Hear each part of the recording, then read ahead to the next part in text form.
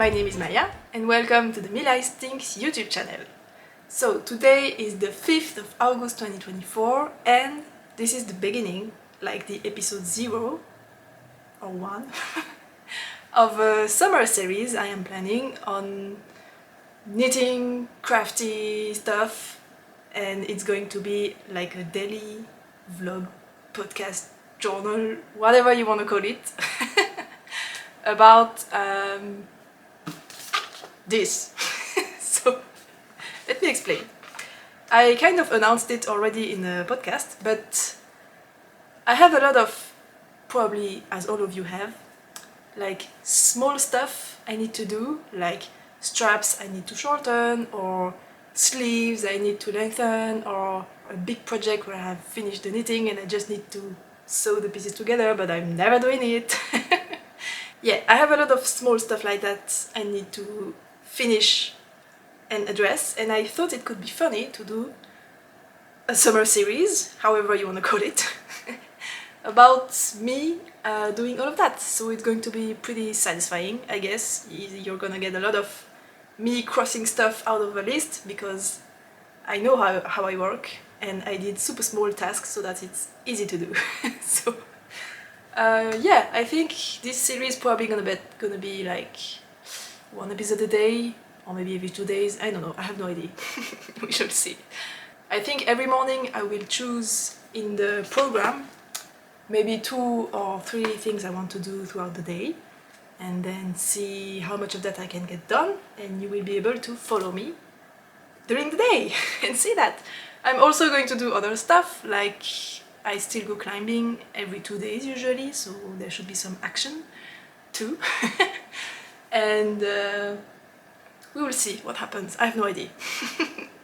It's gonna be a surprise, so yeah. The format is probably, I'm calling it a summer vlog or summer journal, but really it's gonna be a summer podcast. Daily podcast, because I'm probably going to, as I said, sit down in the morning, explain my program, and then we're gonna have like 2 or 3 shots of me during the day doing the thing, and then at the end of the day it's gonna be me sitting in front of the camera explaining what I did, what I didn't do, and then it's gonna be done. And we are probably gonna have almost no shots of vlog style because I'm super bad at it. And unless I get like struck by inspiration and I suddenly crack the code to doing super beautiful vlogs, it's probably not gonna happen, but maybe. Who knows?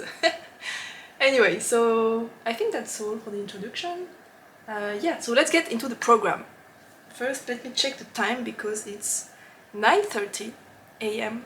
and the Olympics semi-finals for climbing are starting at 10 and I don't want to miss that. So we have 30 minutes. We should be good. So the program, as I showed, is this. It's just a list with some like categories and then stuff written below. I'm probably not gonna do all of it, but I just wrote everything so that each morning I can just select what I feel inspired to do, and we will see how much I get done. And I probably forgot some stuff, but I can still add to the list during the week. So, in the fixing category, I have the backless bralette. Now it's called the Dahlia bralette, I think, that I test knit for Knitwear by Joanne something, a few months ago. And it's not published yet, it's going to be published in the book about summer knitting she's going to release next summer. But we couldn't do any modification during the test knit, so I just knitted exactly to pattern. But the straps are absolutely not staying on my back, they are just rolling over the shoulders, which is a shame because the top is super cute. So I need to fix those straps. I'm probably gonna do some crossing something on the back, so I need to do that. I have my little crystal sweater that I test knit for Selling Phaeton. I added pockets, but the beginning of round was not exactly at the underarm, it was shifted towards one side, and I forgot that, and when I placed the pocket, I just counted as if the beginning of round was at the underarm, which it wasn't, so the pockets are shifted, like by a lot. So I need to do some surgery. I'm going to cut the middle of the body and then shift everything a few stitches and then graft everything together. Now, I have also my ranunculus sweater, and the sleeves have shrunk a lot because of the elbow situation. It's not a fitted sleeve, but the elbow is stretching the fabric enough that I have lost quite a lot of length, and I have a little bit of yarn left, so I need to lengthen the sleeve on that one. I have, actually it's just there, I have knitted a summer top using a non-superwash kind of heavy fingering weight yarn. This is the Arrow Bralette by Iris Iris H, and it's beautiful, I love it, but I have just knit a replacement of the same pattern in white so that I could frog this one, even though this is one of my favorite summer knits, because it's a little bit too thick and hot anyway, warm I mean, because I want to knit a pocket with this on the no sweat shirt, I think, by Park and Knit, which is like a raglan hoodie, cropped, like a little bit like a sweatshirt. And I wanted to add like a kangaroo pocket to the front because I have marled yarns and I have the join that's exactly in the middle of the front, which is disgusting, and I don't like seeing this line in the middle of the belly, and I just wanted to hide it with the pocket. And this yarn would pair absolutely perfectly with the marled colors I'm using in that particular sweater, so I wanted to use this yarn. And it's discontinued, so I can't get more of it, so I need to frog this guy to make the pocket of the sweater. Which is sad, but I have knit a replacement now, so I don't need it anymore. And I have a lot of summer tops that I have just finished, and I have knit the straps shorter, like a lot shorter. Even after blocking they were still a little bit short, but they all stretched out more than expected with wearing. So yeah, we have kind of a situation of everything is a little bit too low on me now. So I have like, I think at least 3, if not 4 summer tops with the straps that I need to shorten. But I don't think I'm going to shorten them. I think I will try putting like a thread elastic inside the straps and just make it a little bit short so that it shortens the straps without me having to go inside the yarn, cut it and graft again. So we'll see how much of that I can get done and if it works. I'm gonna try on one and see if it works first. Now, that was for the fixing. Now I have for the knitting projects, I want to, of course, finish this big dress. I'm almost done actually. I have almost finished the 4th ball, and I think I'm gonna need maybe 5 to 5.5. So yeah, this is almost done, but I want to finish this guy. But this is just going to be like the mindless knitting between projects, because this is just knitting it around with increases sometimes. So yeah, not a big deal, but I just want to finish that one. Now the big guy, the probably biggest project of the whole summer, is that I want to piece together my huge colorwork blanket. It's the Arctic Morning Blanket by Jenny's Hope, and I have finished knitting all 29 hexes. I'm using unspun yarns, knitted in by Owner of Air, and I just need to piece it together. But I'm not doing it because I prefer knitting than sewing, so yeah. But I need to do that, so that's also the big plan, and knit the border, which I still don't know which color I'm gonna use. I don't know. That's the big project for the summer. Now I also need to start the 3rd sample of my skitter skirt design, which is my first design. It's currently in testing, and I just wanted to knit a sample in a lace weight. So yeah, it's gonna take ages, and I just want to get it started so that it's, once I'm done with the mindless knitting in around on the dress, I'm gonna have the mindless knitting in around for the skirt. So yeah. Now for sewing, I have actually already finished this, which was in the list, but I also need to finish the big brother, which is the whole quilt. I'm not going to unravel the tube because it was a pain to make, but yeah, I just need to finish the quilting on it and then trim the border and then add the border. I don't know how it's called. So yeah, that's gonna be pretty quick, I think. 1 hour to, yeah, less than 2 hours for sure, so I need to finish that one too. And that's kind of all for sewing. Now I have For knitting, I still have small little things which are probably gonna take me 1 or 2 days to make, but we will see which one I select in the list. I want to probably crochet like how do you call that? A carpet for the hallway. It's not really a hallway, but yeah, for the entrance of my apartment. Yeah, because I just feel it could be nice to have something to put the shoes on, basically, and I just figured instead of buying something, I can just make it myself. So yeah, there's that. And I also want to make a carpet for my desk, which is right here, because the floor is a mix of tile and concrete. I don't know how you call that in English, but whatever. And it's cold, especially not during the summer, but during the winter my feet get super cold, so I just wanted to knit something super thick and super warm for my feet under my desk. And I'm probably gonna make it with crochet so that it's even thicker. And I'm probably gonna use Nutinen because I want to use up my Nutinen stash, and crochet uses up a lot of yarn, so we will see. That's the plan. I also have 2 leftovers that I want to knit into Augustine's number 22. That's usually what I do when I have small amounts of plant fibers leftovers, so I have 2 quantities for that, and it usually takes me like a day to make, so that's also the plan. And then I have a bonus one, but I'm not going to mention it because I'm probably not going to do it anyway. Now, for the... I just mentioned my first design, the skitter skirt, which is currently in testing, and I still have a little bit of stuff to do on it. So I need to edit the tutorials for the pockets. I still haven't done that because you do that at the end once it's blocked, and the first people that were gonna finish their sample were for the kids, and kids don't have pockets, so it wasn't really on the top of the to-do list. But now people are starting to finish their sample for like adults, so I need to do that fast.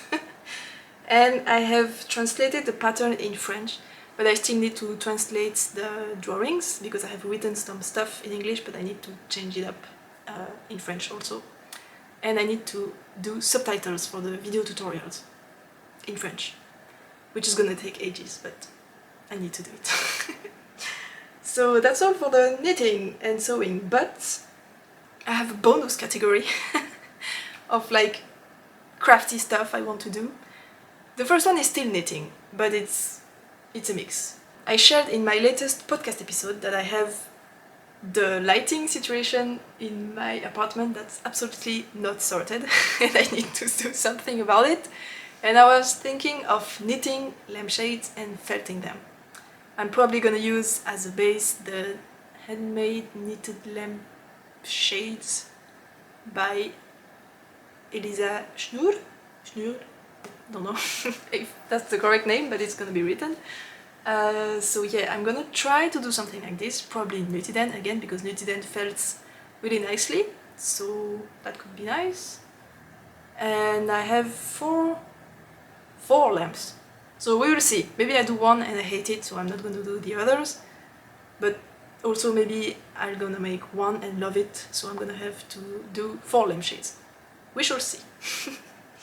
Now I also have, it's still fiber related, I have started this kind of macrame hanger thing based on a reel I saw on Instagram by this person.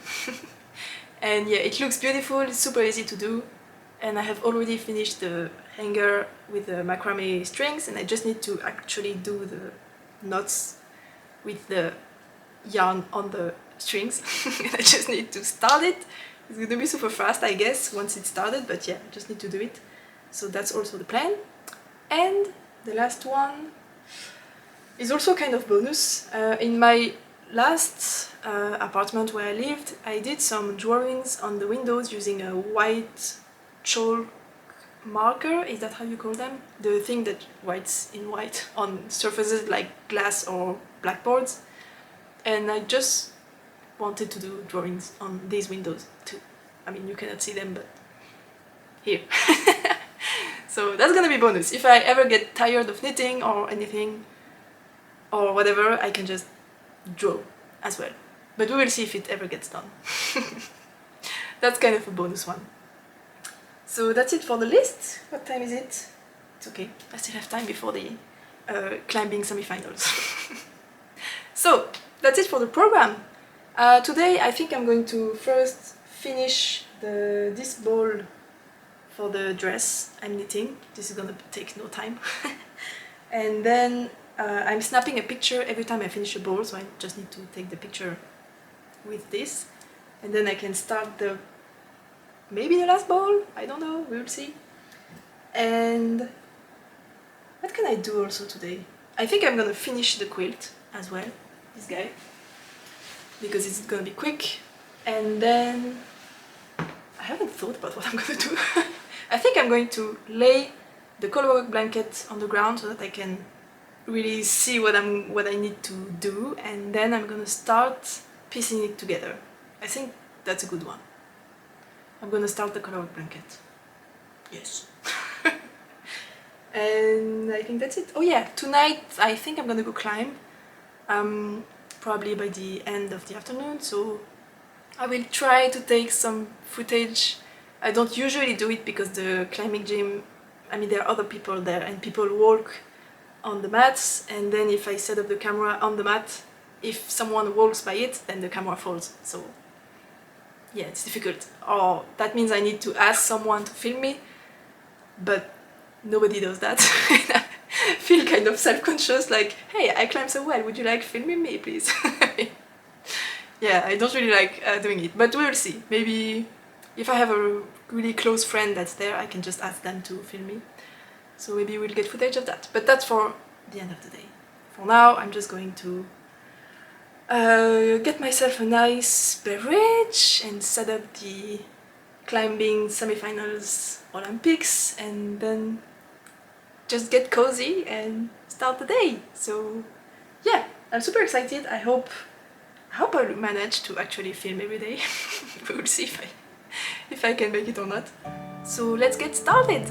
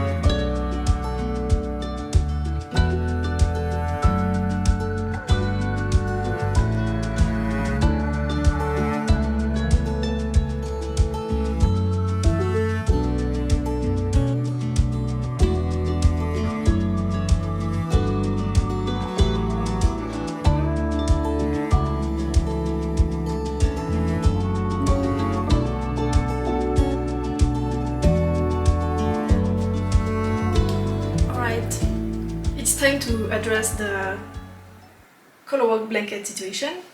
So I've been thinking about it, and I have a problem because this white stuff is batting I bought for quilting, but it's a little bit weak, and actually this is too heavy, and you probably cannot tell on the video, but it's getting completely stretched. So yeah, it's getting very thin in the middle here because there is just too much weight hanging on there. And I have this, which is like the bar you have to hang the curtain on a bathtub. And I use that to place the batting on it.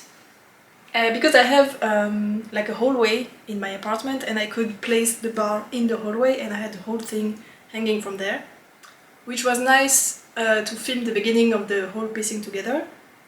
But now it's too heavy, I can't do that anymore. It's only a little bit more than half of the weight of the whole blanket hanging on here, and it's already completely stretched out, so there's no chance I could use the bar again here, put it again in the hallway, and then have the whole blanket hanging on this. Which means I also thought maybe I can just leave it there and start piecing the pieces together, like take off two, piece them and place them back, and then take the next one. But I think the best is still to avoid fighting against gravity and just put the whole thing on the ground. It's just gonna be easier.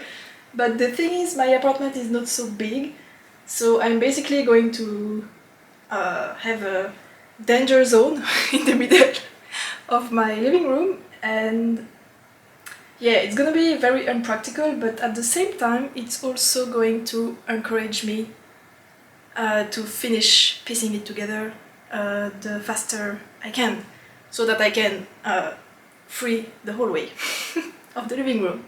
So I think that's a good call. I'm probably going to take this off the TV and put it on the ground there and see from there if I start from the center or from the border. I don't know.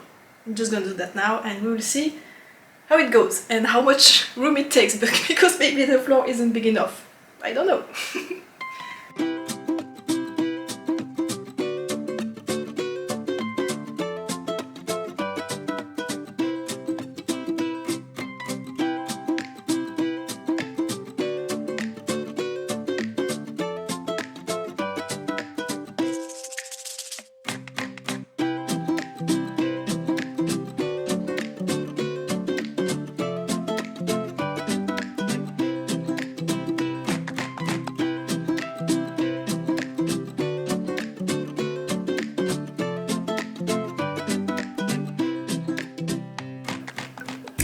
Alright, I'm done. So you can see the beauty in all its glory. I'm so excited for this to be done. So now the problem I have is I need to decide what yarn I'm gonna use to join everything. So I've made a little drawing there. In blue are all the joins between the hexie that has this dark brown main color and dark brown main color at the edge. So those dark brown to dark browns are in blue. And then I have in purple, so this guy, the joins between the black. It's darker than this brown, black. Joins between black. And then in pink, those, I have the joins between the brown and the black. I have quite the possibilities to do each join, but I just want to make sure I make the best decision. So I have done a little calculation, because each border like this is 15 centimeters and you use about 3 times the length of yarn to do a Kitchener. So 15 centimeters times 3 is 45 centimeters. So I've calculated I have 40 joins of dark brown between dark brown, so that's 18 meters of yarn I need, which is really not too much. I need 4 meters of the black and black, and I need 8 meters of the black between the dark brown. So to do the joining, I will put up a picture here.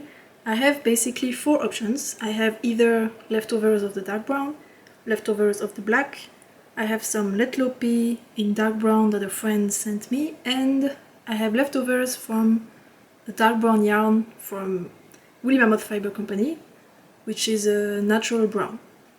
And as you can see on the picture, they are kind of in between. They are not perfect match, but they are excellent matches. So yeah, I still need to make a decision, because the thing is, sewing everything with unspun yarn is possible, but it's gonna be maybe unnecessary since I have options that are spun yarns. So I don't know if I prefer having a nice experience in sewing and not having the best color match, or having the best color match and maybe struggle with sewing.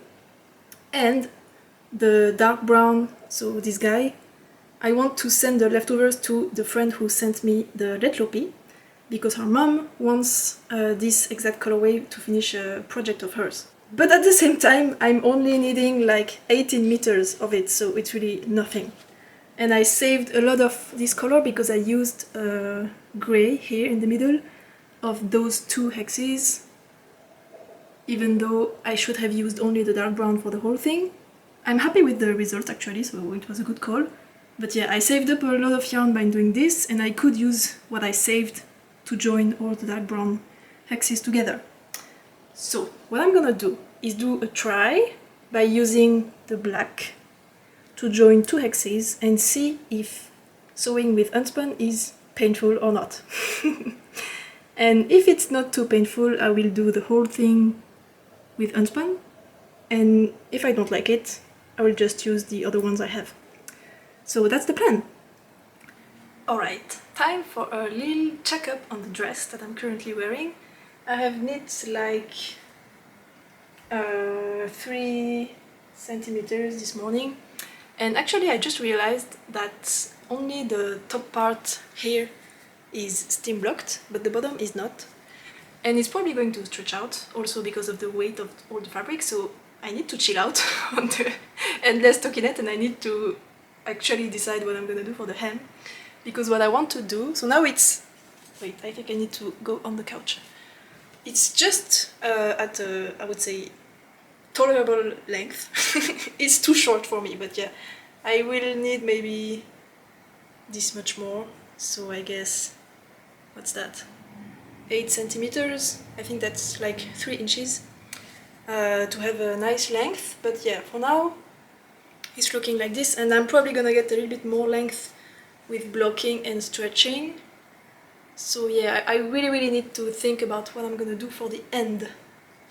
So I wanted to do like a split hem, a small split hem on the front and back. I don't want necessarily the back to be longer than the front, I don't think so. If it's long enough, it's gonna cover my butt anyway, so it's fine.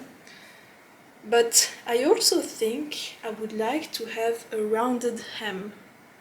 Either I don't do a split hem and the back and the front are gonna be joined at the sides here, and I'm gonna have a round hem that goes down like this, so it's gonna be shorter on the sides, and same on the back, round hem on the back. Or I start the split hem, knit like 2-3 centimeters, and then I do a slightly shorter round hem. In both cases I'm gonna do the round shape in short rows. But yeah, what should I do? Do I either do a super dramatic round hem, very deep, or less deep, and I start the split hem a little bit earlier? I don't know, but I think for now what I've decided to do is go climbing. At first I wanted to go climb tonight, but to solve my situation of not being able to film the boulders because there are too many people in the gym, is to go in the afternoon, because most people are not on holiday anymore. It's Monday, so it's gonna be pretty empty, and also it's super sunny and hot, so everyone's gonna be by the lake and not in the climbing gym anyway, if they don't work on Monday. So I think I'm gonna have the gym pretty much to myself. So yeah, I'm gonna go climb now. It's currently... I don't have the time. It is... how do you say it in English? I don't know how to say hours in English. 30 past 2, it's 2:30 p.m. Whatever, it's 14:30. Yeah, so middle of the afternoon. So I will probably leave now, so that I can... Usually I climb for like 2 to 3 hours, but it's super hot, and if I'm alone I'm gonna climb harder, faster, so I'm probably gonna do a shorter session because I'm not gonna chat with anyone if there's no one there. So yeah, probably 2-hour session, so I will be back by 5, yeah, 5 o'clock I think. And then I don't think I will knit anymore on this guy for today, because I want to finish the quilt. I want to start piecing the blanket that I just showed you. And that's all. It's probably not gonna... Oh no, I need to edit the video, so that's it. So what I would like to ask you guys is your opinion on the hem of this. Do I don't do the round hem and do just a straight, like I need straight. It's wide enough. I don't need the split hem really. Or do I do a split hem by only doing the round hem but very deep? Or do I do a small split hem like this long and then start the round hems a little bit shorter? What do you think between those 3 options? Or maybe do you have a 4th idea? I don't know. Yeah, so let me know your idea, and that's it. Now, I hope I will manage to feel something. It also depends if I actually find something funny to show you. Because yeah, I usually climb pretty static and boring stuff to watch, so not really impressive, but I hope I will find nice stuff to show you. We will see. Alright, see you later. Here I'm trying a dynamic move. It's not particularly hard, but I'm really bad at it, so I have to try very hard. In the second attempt my foot slips, so I can't make the move, so I'm trying again. But then I'm too tired and I cannot push hard enough in my leg to go upwards, so I'm very pissed and I decided to try something else. So this one I knew I couldn't do, but it was funny to show, so I figured I could show you. The wall is actually very overhanging. The purple part at the top is vertical and the grey part where I am is very overhanging. You can just look at my hair. And this jump is super hard for me. You can see my feet are just sliding everywhere and absolutely not helping me. This one will be pretty interesting because the last time I came to the gym I flashed it, but here I couldn't make it anymore, so watch closely how I'm putting my hands here, because this first attempt is going to be the best one before I make it again. But my hands are not crossed, and here I'm trying but almost hold it but fall in the end. I just didn't try hard enough, to be honest. But here I'm trying something new, which is crossing my arms. And again, the wall is very overhanging. You can watch my hair to get a sense of how much it hangs. This is a much better angle. And I'm trying to cross my hands again, but again, it's not gonna work. And on the last attempt, what I'm going to change is to not cross my hands and put them again how I had them on the first attempt. And it's going to be much better. I'm super pissed.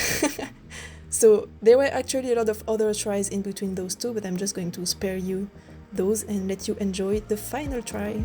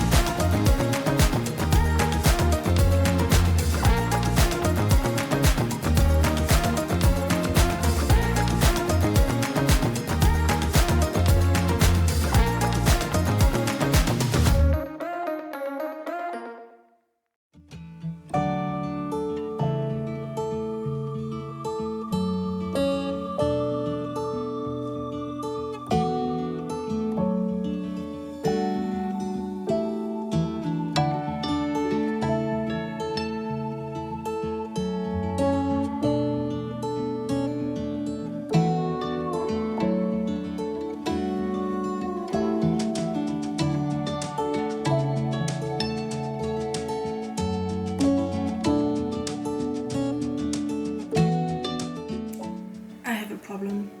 I just finished quilting this guy and I need to trim the edges, but this is the only floor space that's big enough to hold this in my apartment, but it's obviously taken, so I'm now going to struggle in a hallway to trim this guy. This is the short edge. So this one is a lot longer.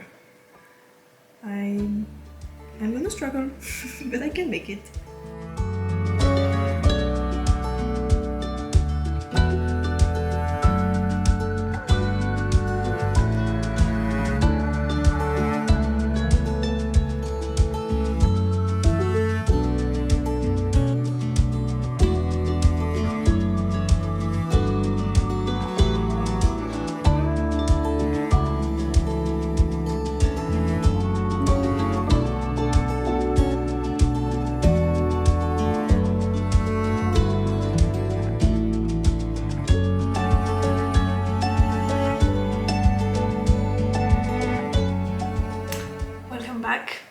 I'm switching to my kitchen because I think the lighting in the living room is too bad during the evening. So yeah, I stayed a lot longer at the gym than I intended to. I think I climbed for like 3 hours, maybe even more. And then I stayed and I met some friends, so I chatted for a while. So yeah, I didn't come home as early as I expected, so I managed to finish the quilting on the quilt and I trimmed the edges. I struggled, but I managed to do it. And I started putting the binding. I changed the foot on my machine and everything, but yeah, I'm super hungry. It's getting late. It's like 7:30 and I still need to edit the video and I don't want to finish too late, so I'm just gonna call it a day for now and I'll finish the binding tomorrow. No big deal, it's okay. And yeah, so I hope this first vlog journal podcast episode was interesting for you. I hope you enjoyed and I hope you will come back and join me for tomorrow. I think I will film tomorrow. I think. Anyway, so thank you for watching, thank you for your support, and see you tomorrow, I guess. Bye!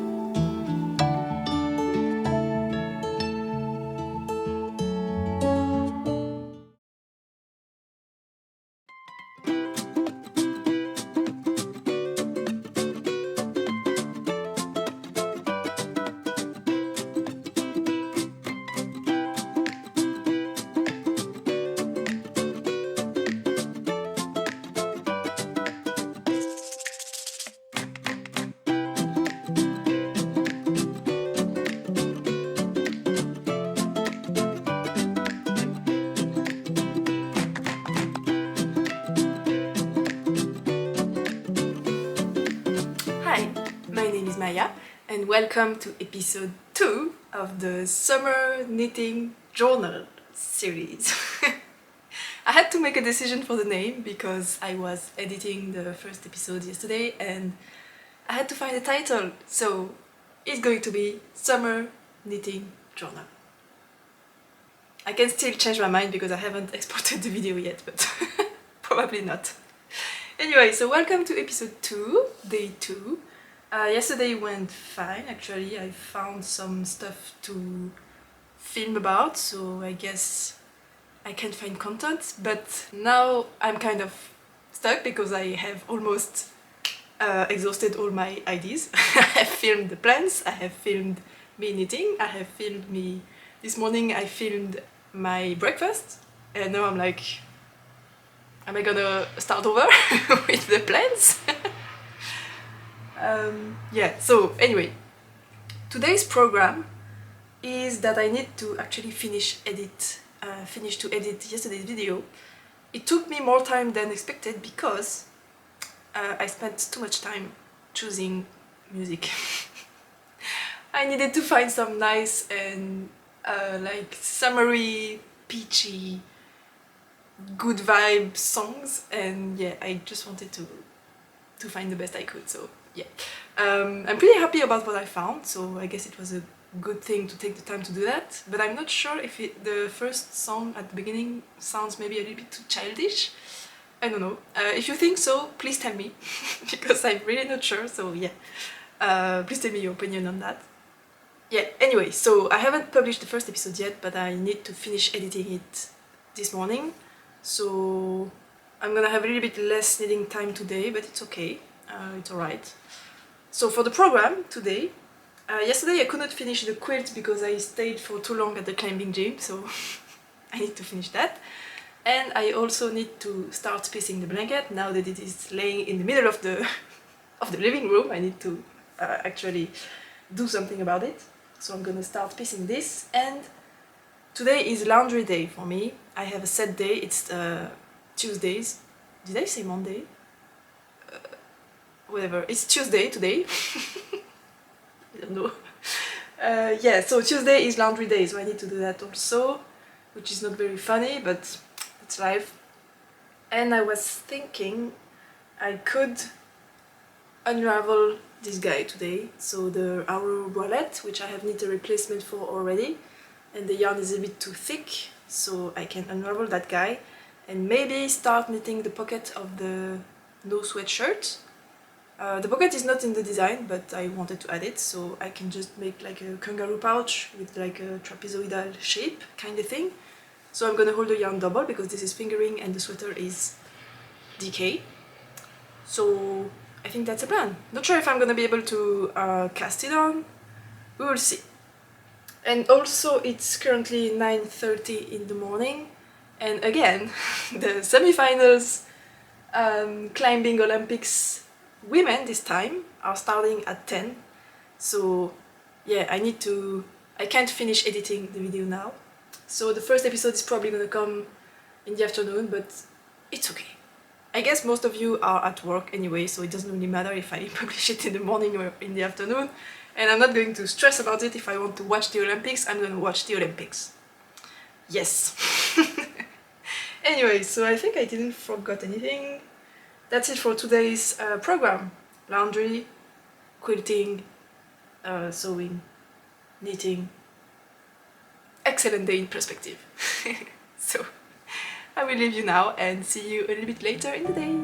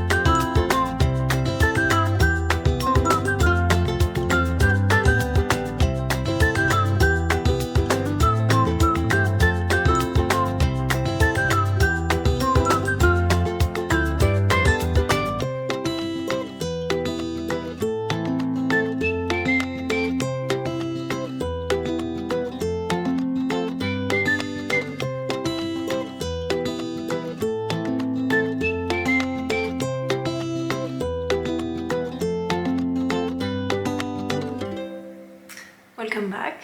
It's now almost 8 o'clock and I have finally finished the beast.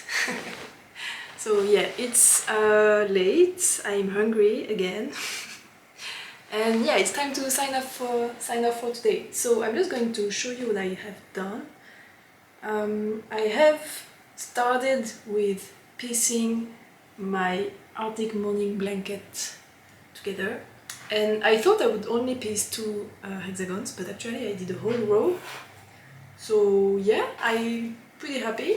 It's not taking too long to do one side. I mean, of course it's not a lot of stitches, so... And I have put one side on the Trojan tubing things because I was stabbing myself with the skewers that I'm using to hold the stitches, and it was extremely painful. So yeah, I put it on the cord on one side, and I don't have enough tubing to put everything on this, so I still have the skewers on one side. But I have just ordered some, like not the knitting ones because of marketing they are super expensive. So I just ordered like a pack of 50 tubes for like 6 francs.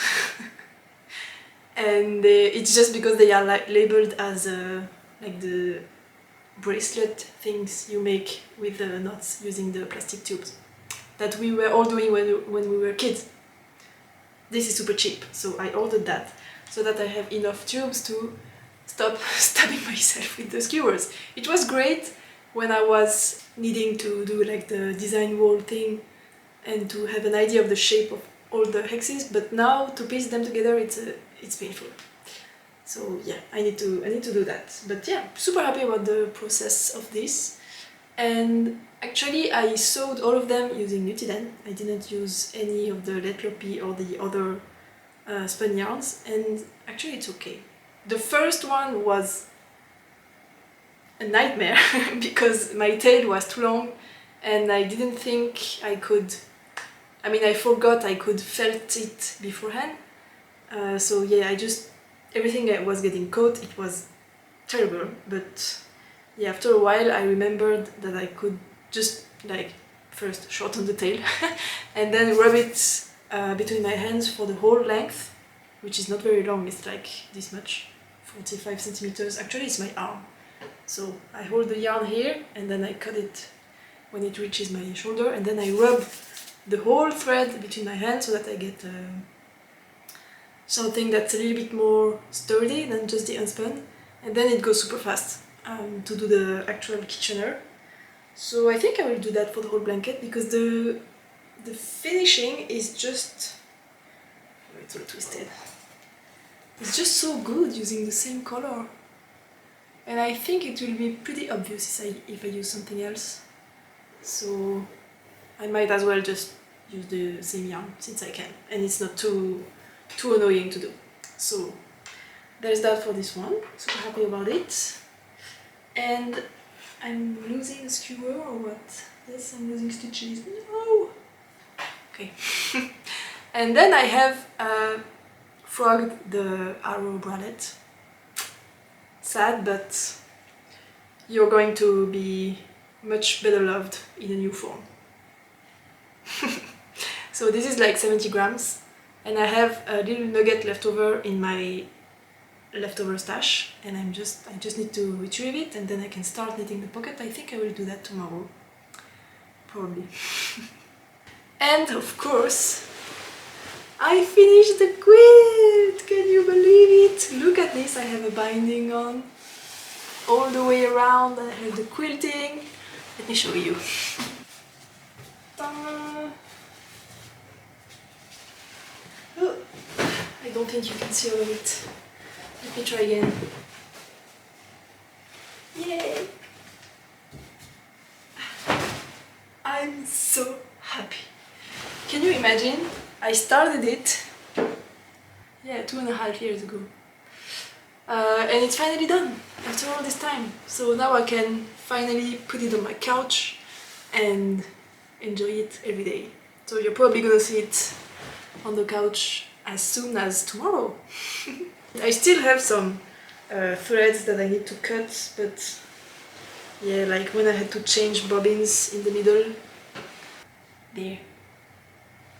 I have some threads at some points. And I think I will never weave them in. Knowing myself. Either I do it now or I'll never do it. We shall see. I will report back tomorrow to see if I have done it or not. Anyway, so that's it for this huge guy. I finally finished my first quilt and yeah, that's it for today, I guess. Now I need to finally eat and edit this video. I ended up posting yesterday's video like super late in the afternoon because there was a problem during the export and I had to do it again and it took hours and it's super hot, so my computer is suffering. Yeah, logistics. So I don't know when this episode is going to upload. I hope not as late tomorrow, but yeah, whatever, you're just gonna see. So I'm done for today. Yeah, so thanks for following along. Thanks for watching, thanks for all your support as always. Don't forget to subscribe if you don't want to miss the rest of the summer knitting journal series. And yeah, give me a like, a comment, and thank you again. I hope you enjoyed and see you tomorrow. Bye!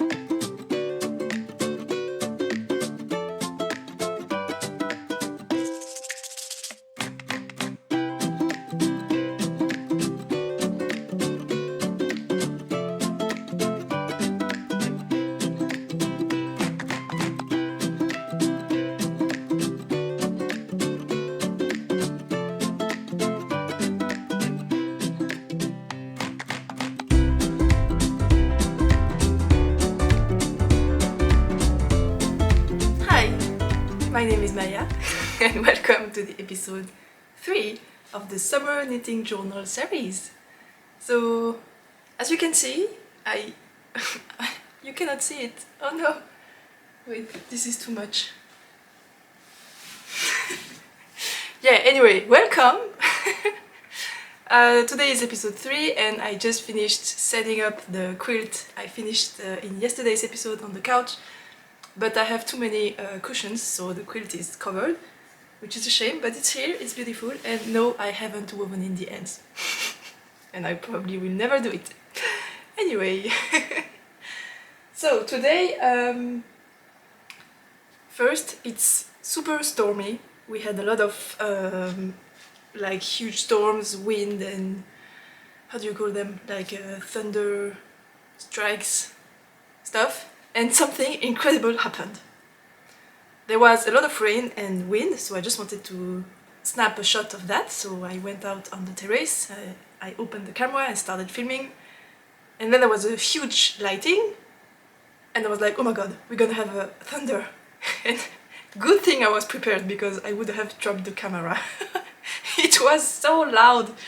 Yeah, so I'm gonna put that afterwards. If you're scared of thunder, maybe skip that, but yeah, it was pretty impressive, and I'm still amazed that I managed to catch it on camera. I mean, we cannot see the actual thunder, but yeah, I got the sound, which was terrifying. Anyway, so for today's program, in my adventure of finishing up a lot of small stuff and other bigger stuff, I have my colorwork blanket, which is still in the works, so I think I'm going to join one row as I did before, as I did yesterday during the Olympics semi-finals. So today is lead climbing. Yesterday and the day after were bouldering. I mean, yeah, bouldering, and today is lead, so it's gonna be even longer, I think. So I should probably be able to join one row and then join the second row to the first row, I hope. And then I want to cast on this is what I unraveled yesterday, and actually I just remembered that during my first ever podcast episode more than a year ago, I was wearing this one. I mean, what this was before. The Arrow wallet in this yarn. So if you want to have more information about it, you can watch the first episode of the podcast. Don't. Don't, please. It's so old. It was my first one, so yeah, I'm feeling very self-conscious about it, but yeah, it's funny, like a full circle moment. But now it's gone, and I'm planning to cast on the pocket I want to knit with this, like a kangaroo style pocket I want to slap on a sweater. So that's the plan. And what do I want to do else? I had something else, I don't remember. I can't remember. I think I can't remember because I hadn't made a decision yet. I have a lot of small stuff and I just can't make my mind. I was hesitating between lengthening the sleeves of a sweater or adding elastics to straps. This one is actually one of the contenders for adding elastic in the straps because it's a little bit too low. I mean, I can wear it, but yeah, I'm kind of cheating while wearing something on top of it because it always goes down. Yeah, so maybe I'll do that or something else. I don't know. You will see during the day. I'm not sure yet. What time is it? I don't have my phone with me. I don't know. But the Olympics are starting soon. I have almost finished editing yesterday's episode. It's a short and sweet one. Sweet and short. But yeah, so that's a good thing. And I also wanted to go climbing today again. And I'm probably gonna go in the afternoon. Last time I said I was gonna have the gym to myself because it was beautiful weather and it was a Monday afternoon. Absolutely not.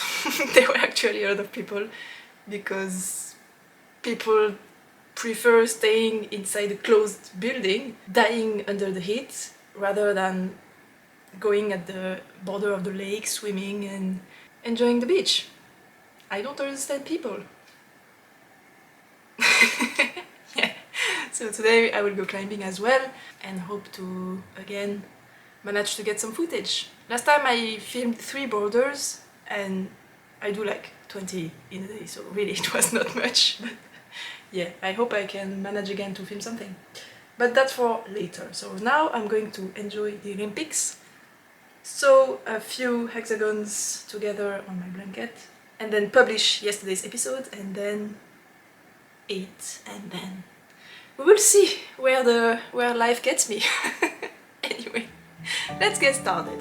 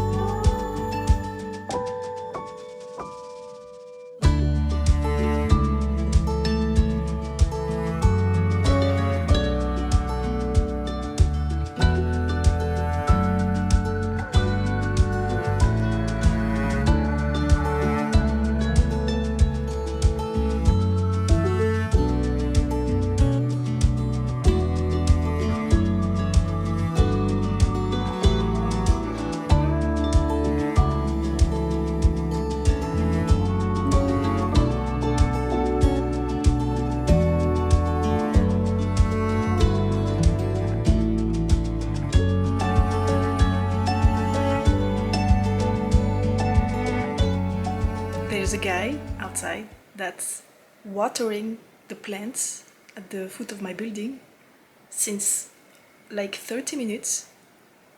And we had a super storm this morning. It was raining super hard for a long time. What are you doing? There's no need to water the plants. Anyway, the Olympics semifinals are finished. It was weird because the route was difficult to read and a lot of super strong people fell very early, so they didn't make it into the finals even though they are the strongest. I don't know, it's super weird, but it was very interesting to watch. I enjoyed it a lot. It's now it's 12 past 15. Can you see? I'm getting better at saying times in English. And I think I'm going to eat a snacky snack because I want to eat later so that I can go climb not too long after I ate, because otherwise I get super hungry while I climb.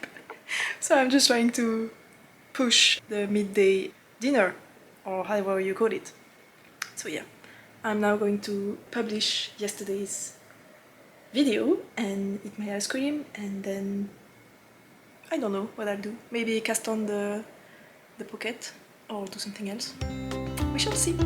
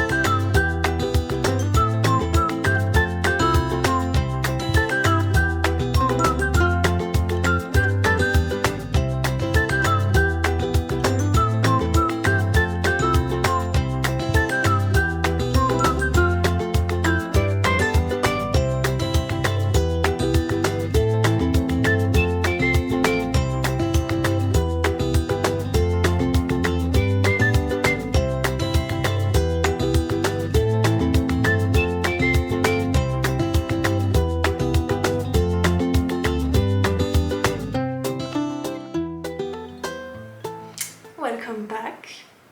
So it is now 3 o'clock exactly, and I'm ready to eat my little salad, the same as yesterday. It's so good, so why would I change? And I am also ready to go climb after that, so I will take some footage for you there. But I don't think I will do like a lot of knitting or anything when I come back from climbing, because I'm just gonna eat and then edit the video. So I figured now was the best time to sign off, actually. So today's progress, not huge but still good. So I showed you this morning I managed to sew together another row of the blanket. Battery change! Oh no! So I did another row of the blanket, but I'm not gonna show you because you have already seen it, and I am tired of stabbing myself with those skewers. I swear I almost pierced my knee actually, because one of the skewers got stuck on the couch, and then I tripped on something and I almost pierced the bottom of my knee with the skewers that was stuck in the couch. Yeah, stop. I'm just gonna wait for the tubings to arrive tomorrow so that I can transfer everything on that and make this whole sewing experience much more enjoyable. So there's that. I was planning on joining 2 rows together, but no, I just don't want to touch that thing anymore. After that I took out my sweater that I want to knit a pouch, a kangaroo pouch pocket for. And I need a small swatch that you have seen. My gauge is 20 stitches per 10 centimeters on 4mm needles, size US 6. So I calculated for the size I wanted, I cast on 56 stitches. And the fabric is really stiff, because this yarn is extremely thick for fingering. but it's almost already see-through. Can you see that? I mean, I'm stretching it there, but yeah, it's not that dense. So I think blocking will loosen it a lot. I was this close from ripping everything out and going up to 4.25 millimeters, or does it even exist? 4.5. But I decided to just try it like that and then steam block once I have a little bit more fabric to see how it behaves, and then decide after that. So there's that. This is going super fast. If I have the time to knit tonight, I'll probably have the time to finish it. So this is on the go, and the last thing I did is I added the elastics to those straps. So it looks a little bit wonky on some places, but if I have enough weight hanging on it, it's okay. And now it behaves like, oh no, you cannot see. I need to remove this thing. Like, it comes back. I love it. It's exactly what I hoped it would be, so it's just perfect. It's just, yeah, perfect. So I was planning on doing the other two, at least other two tops. I want to do this on also today, but I don't want to go climb too late, otherwise there will be a lot of people and then I won't be able to film. So I will do that, the rest of them tomorrow, but at least now I know it works and I use this. So this is the elastic thread, and yeah, super simple, super easy, super fast. I recommend. It's much better than trying to shorten the straps by cutting them, removing some yarn and then grafting again, blah, blah. Better. I think that's it. Yeah, so tonight I will edit today's episode and then finish this if I can. So for tomorrow's, I don't know, I'm not sure if I'm gonna piece another row of the blanket before the tubing arrives, because usually the post comes around midday here.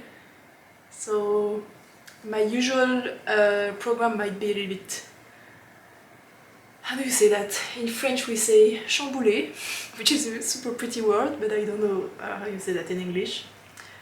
So the usual program might change. It's a lot less funny to say. Yeah, but we will see. Anyway, so now I will let you enjoy some climbing footage. And I guess that's it for today. So I'm gonna enjoy my salad and sign off for today. So thank you for watching. Thank you for your support as always. Don't forget to subscribe if you don't want to miss the rest of my knitting adventures. And yeah, thank you for the likes, thank you for the comments, and I will see you tomorrow. Bye!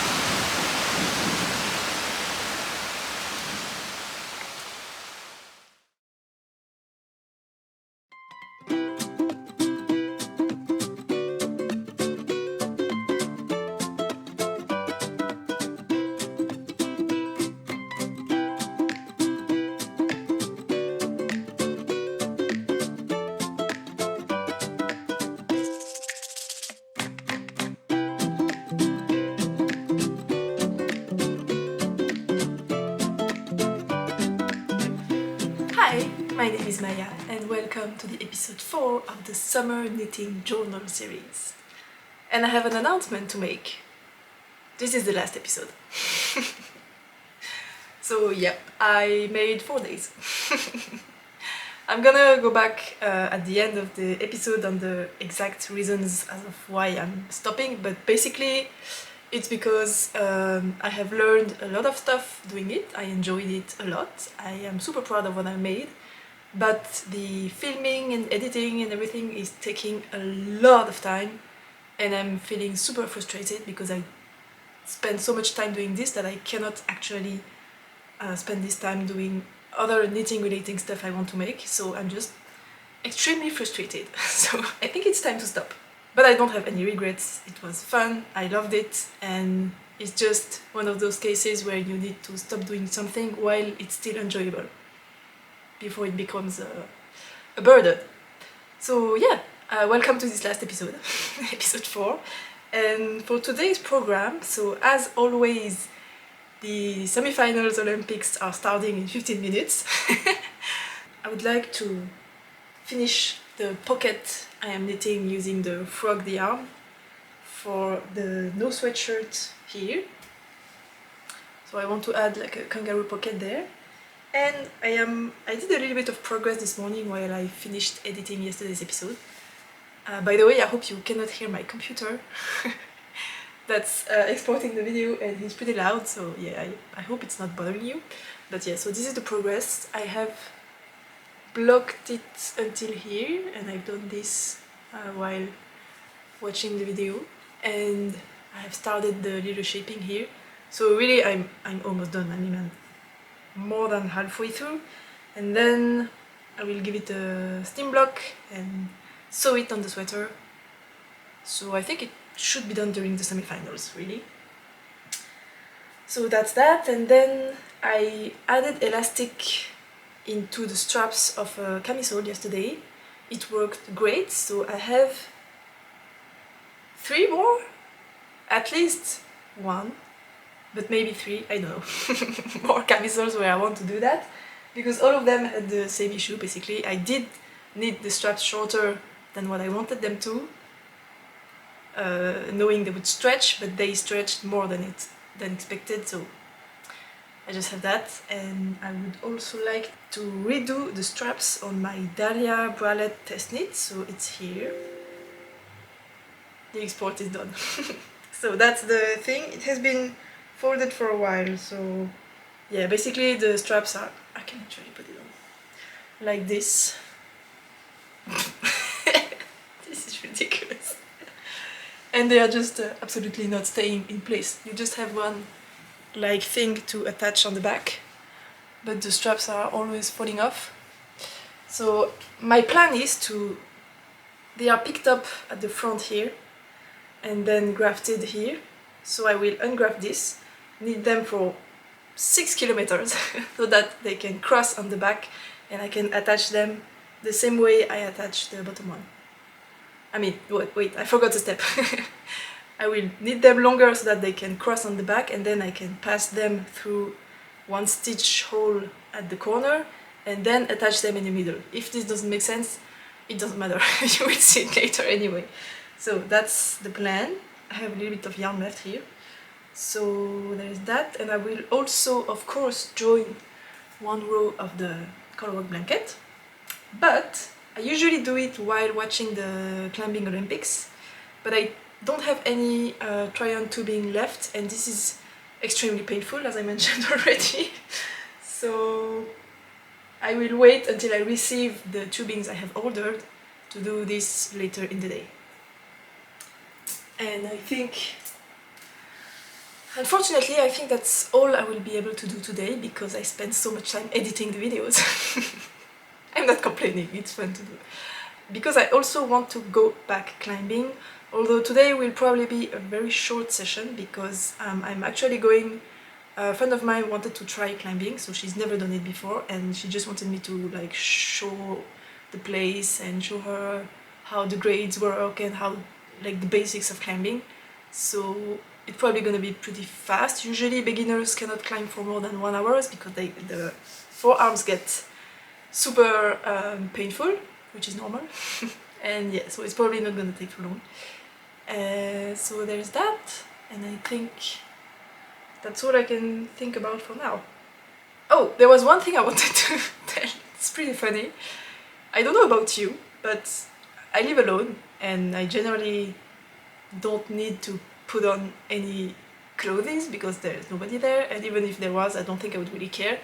Especially in the summer, I'm generally wearing like maybe a t-shirt if you're lucky, otherwise just pants, like underwear, and that's all. So the first day I was filming, I was like, wait, I need to put on an actual trouser or shorts? I was like, what? I can do that. So yeah, it has actually, it's funny because one of the biggest struggles for this series, other than like finding stuff to film and then editing and everything, is actually finding clothes to put on. Because it's so hot. I don't want to be wearing anything. So yeah, I just been wearing my most summer appropriate knits, and I had to put on like bottom parts for you. So I hope you appreciate the effort I did for the video of actually getting dressed. It doesn't happen often for me, but yeah, I thought that was funny. And this guy is actually one of my very old summer tops, and I have never worn it in like the past 2 and some years. This is the Outline Tee by Jessie May. The pattern is lovely, I don't have anything to say against it. The problem is the yarn, because I use the single ply merino silk like 50-50 blend, and the single ply is just like super hairy, and although it's a summer blend because it's superwash and it's silk, the silk gets like fluffy or something, and whenever you sweat in this, it just sticks to your skin, and the merino makes it hot, and I hate I hate the feeling of this. I just can't. I think it's less worse with plied merino silk blends, but this is single ply and it's just terrible. And also it has zero integrity. It has a lovely drape, but not in a sturdy way. I don't know how to say it. Like when you have like this is thin linen, and it has a lot of drape and it's very lightweight, but the fabric is there. You can actually, I don't know, it has a consistency, but this is like all floopy and shapeless, and it's draped, but not in a nice way. I don't like it. So yeah, I never wear it, which is a shame because it's super cute, but yeah, it's yeah. Today is a little less warm than the previous days because it's actually overcast. So I figured I could try, but I'm already too hot, I'm already sweating, and I don't like the feeling of this on my skin, so maybe I'm gonna change. I don't know. We shall see. Anyway, so am I forgetting something? I don't think so. So I'm now going to quickly upload the episode now that it's done exporting, and set up for the Olympics, knit on my pocket, hopefully finish it, sew it on, and then we'll see. So let's get going.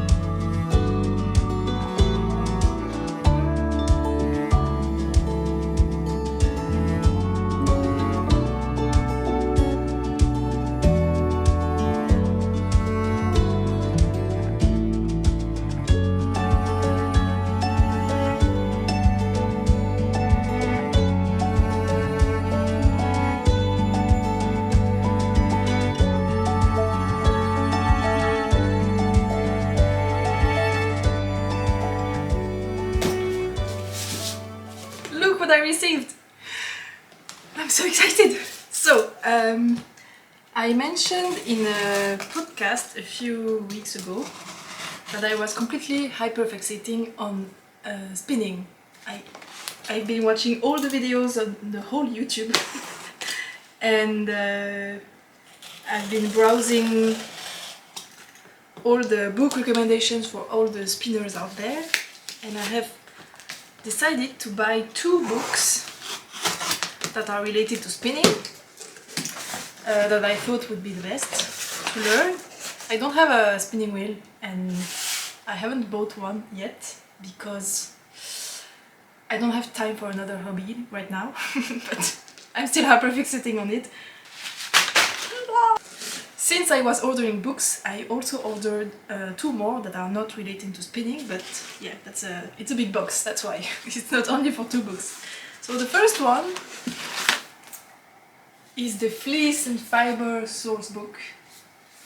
So many people recommended this one. Apparently it's like the Bible of all the fibers, and even if I don't end up spinning, or if I try spinning and I don't like it, this will still be super useful if I ever want to knit with breed specific fibers, even if I don't spin it myself. So this is going to be incredibly useful for me because I'm just super interested in general in all the breeds and the specifics of each fiber. So yeah, super happy about this one. I also bought Yarnitecture, which is a knitter's guide to spinning, building exactly the yarn you want. And it's exactly what I need. So it also has 12 designs in it. I'm not particularly interested in that, but yeah, they are all the things I probably have already seen in the YouTube videos that I have watched lately is in this book, and having everything at one place is just going to be so useful for me. I'm super happy. And again, if I don't really end up spinning or liking to spin, I still have a lot of information in this book about yarn in general, and that will help me choose the correct yarn for the correct project. Yeah, just super excited about this one as well. Now the other 2 books that are not spinning related are stitch dictionaries, because I just love that. And I don't have any, and I find it a little bit difficult to find stitches patterns online because they are never laid out the same way, and then you have to save, you know, in favorites the link to the page you want, and then it's difficult to browse between your save, and I just prefer books. So this one is the Japanese Stitch Bible. I just like that Japanese style stitches tend to be a little bit more fine and a little bit more, how would you say that? Elevated? I don't know. I just like the look of them a little bit better in general, so yeah, let me show you. You probably cannot see anything. But yeah, it's... wow, this is gorgeous, look. It's flowers. Wow, that's amazing. So yeah, I'm incredibly excited for it. I don't generally wear a lot of lace because the way it is usually implemented in designs is not really my style, but I think if I have it myself, I can make it work in a way that suits me better. So yeah, this is even better than expected. There's so many beautiful stuff. Yeah, so that's one. And the last one is, of course, the one and only Vogue Knitting Ultimate Stitch Dictionary.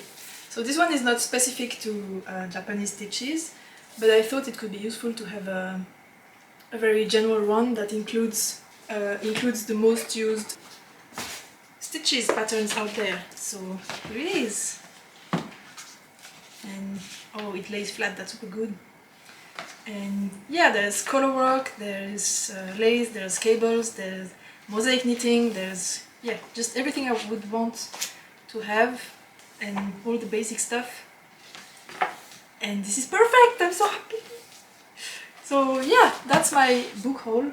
I generally am not a book hoarder at all, like really at all. I have 4 knitting books, 2 of them I regret buying.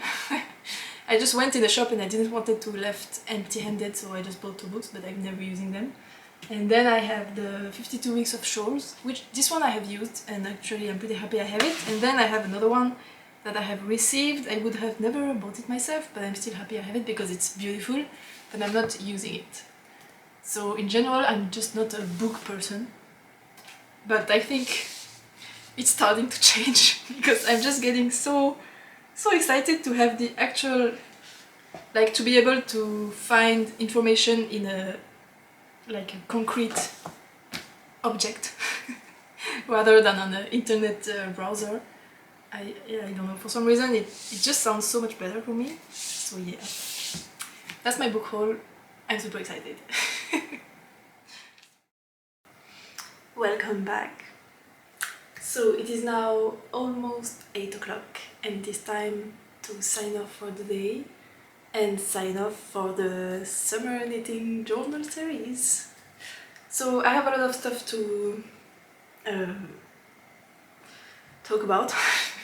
I'm sorry, I am exhausted, I am so tired. I guess this little segment is going to be a little bit chaotic, so apologies. But anyway, I have done some stuff this afternoon. I went climbing with my friend. I did like the beginner course and she did super well, but as I was like not teaching but yeah, explaining stuff to her, I wasn't really climbing on my own, so I didn't film anything. However, I did something incredible. At the end of the session, there is a guy that we know each other, and sometimes we just chat when we are climbing. He knows I'm super good at slabs, and he just asked me while I was there, hey, do you know how to do this particular move on this boulder? And there is in every bouldering gym, there is a system of colored tags to determine the difficulty of each boulder, and usually it's like I don't know, between 6 to 10 or even 12 different colors. Like for example in my gym it's like easiest is yellow, and then it's blue, green, orange, red, black, purple. So that's 7. And usually I'm in the oranges. I can do maybe 1 or 2 reds if I'm in a good session, but I've never done a black. And today I did the first black tag ever. Like complete chance, because this guy asked me like, hey, do you know how to do this move in this black tag boulder? And I was like, yeah, I know how to do it, however it's difficult to link this particular move with the next one, and that's where I always fall. So I was like, I can show you, but I'm gonna fall. And I didn't fall. I did the move, but I didn't start the boulder from the beginning. And if you don't start from the beginning, then it doesn't count for a success. So I was like, but if I start over, I'm never gonna make it again. It was just pure luck because I had no pressure. And I started over, I fell, and I went back to my friend. I was like, okay, it's time to go, I'm super tired. And we stayed like maybe 2 minutes. I was just watching the guy, seeing if he could do it. And really, on a whim, I was like, I'm gonna try once again. And I did it! So I completed the highest grade ever I have done in the gym. But yeah, completely by chance. So that's it. I don't have footage of it because I didn't think I would make it. Yeah, so for the knitting now. What I have done. So you have seen that I have finished knitting the pocket for the sweater, and I'm just realizing now I forgot to weigh it before. No big deal. And I have just sewn it on the sweater. So here it is. Ooh, I love it. And it's hiding the ugly seam I had before. I'm just going to do a little try on for you. Ta-da!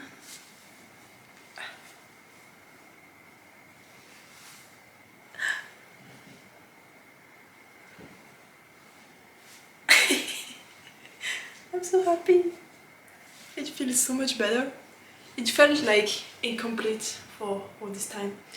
I am seeing now that it's a little bit small, like my hands are kind of sticking out. I would have loved if it was this much wider, but it's okay. I can still, I don't have my phone with me, but it's big enough to hold my phone. I still have the end hanging there. But I think in proportion to the sweater, it's nice, like this. It wouldn't have been necessary to have it any bigger. So, and yes, it's a little bit off-centered. I just messed up when sewing it on. And I already started over 2 times, and you know what? I was feeling stressed because I didn't want to film this segment too late, because that would mean I would be editing too late, and I'm tired. I'm super tired, and I just don't want to go to bed too late again. So I was feeling stressed, and this is another sign that this series is coming to an end because I don't need the added stress in my life. Because yeah, I'm doing a bad job of doing stuff because I spend too much time editing. So it's now off-centered and it's bugging me, I have to admit.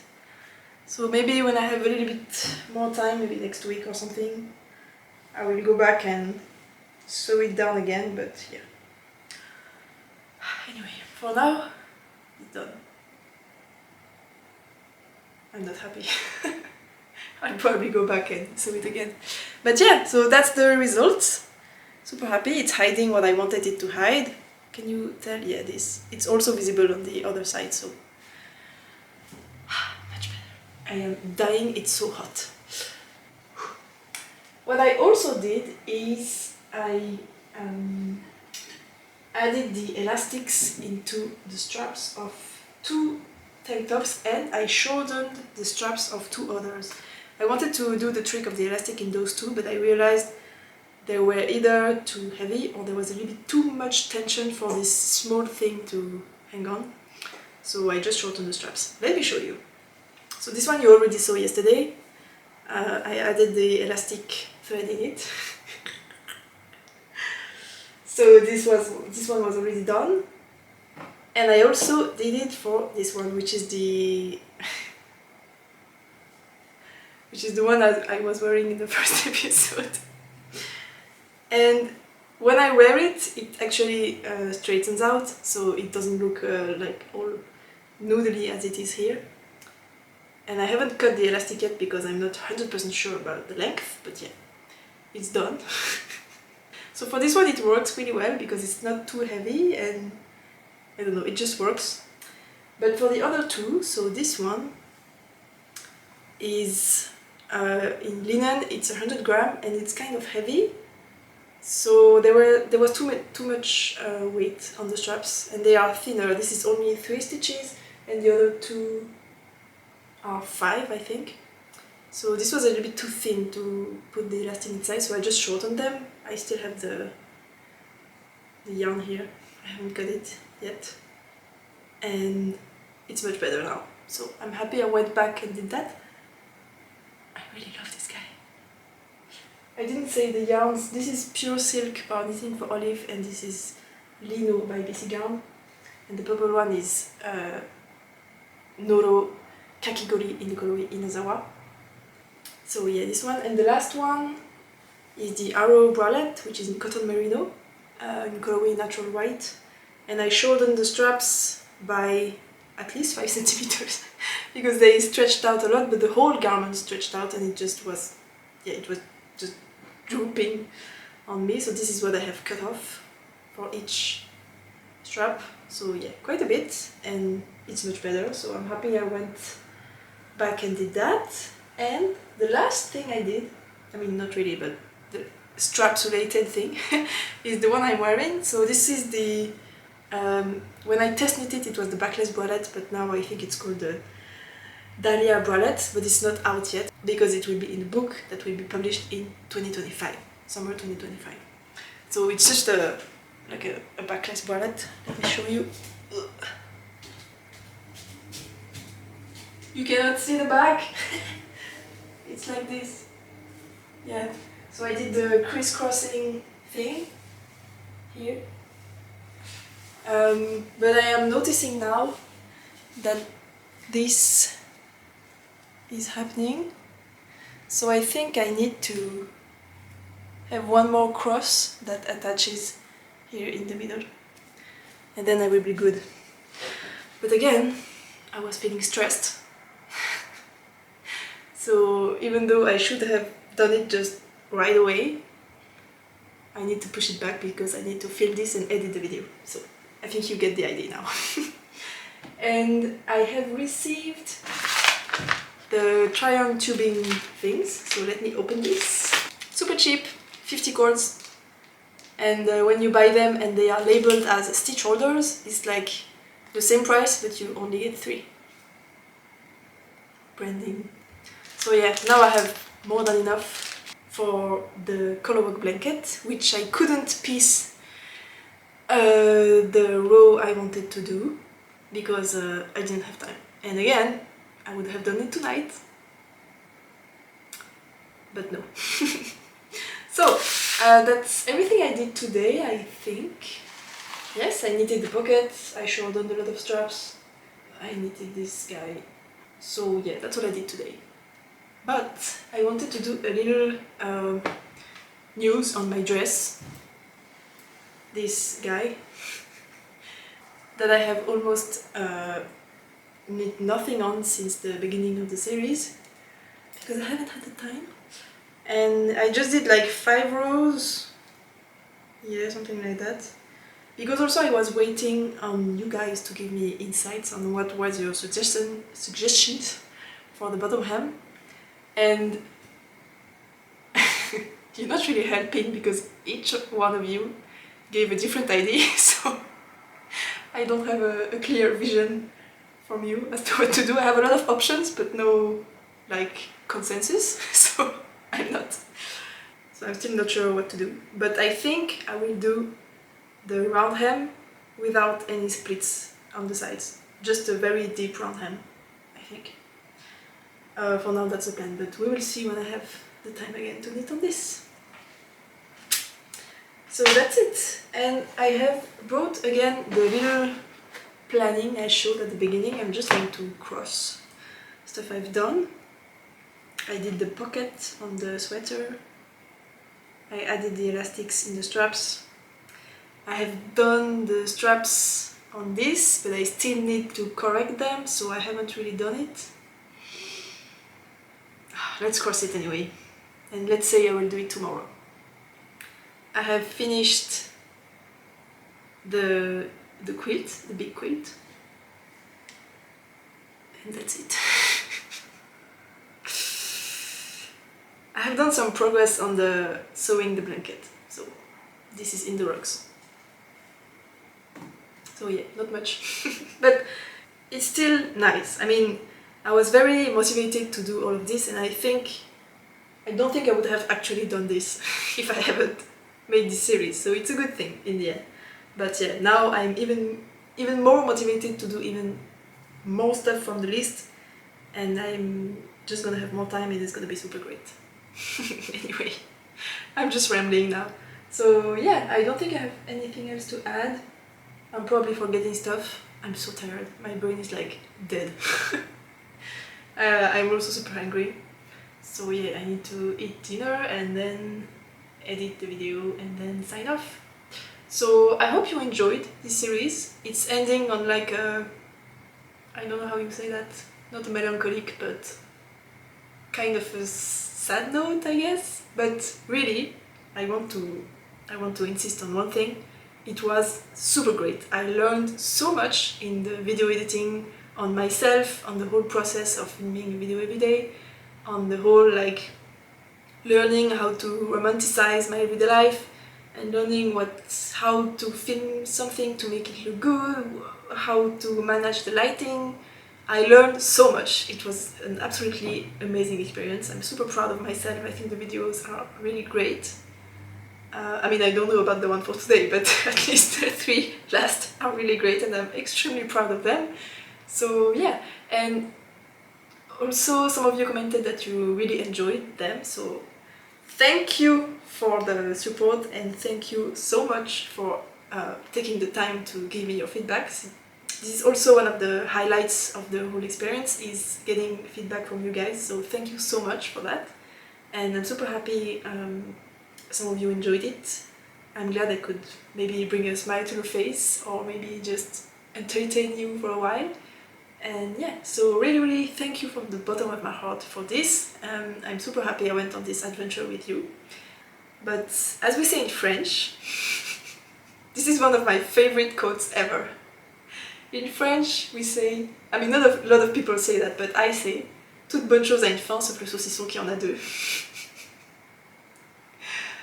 And it basically means every good thing has an end except sausages that have two. So yeah, thank you so much for watching, and I will see you soon. Bye!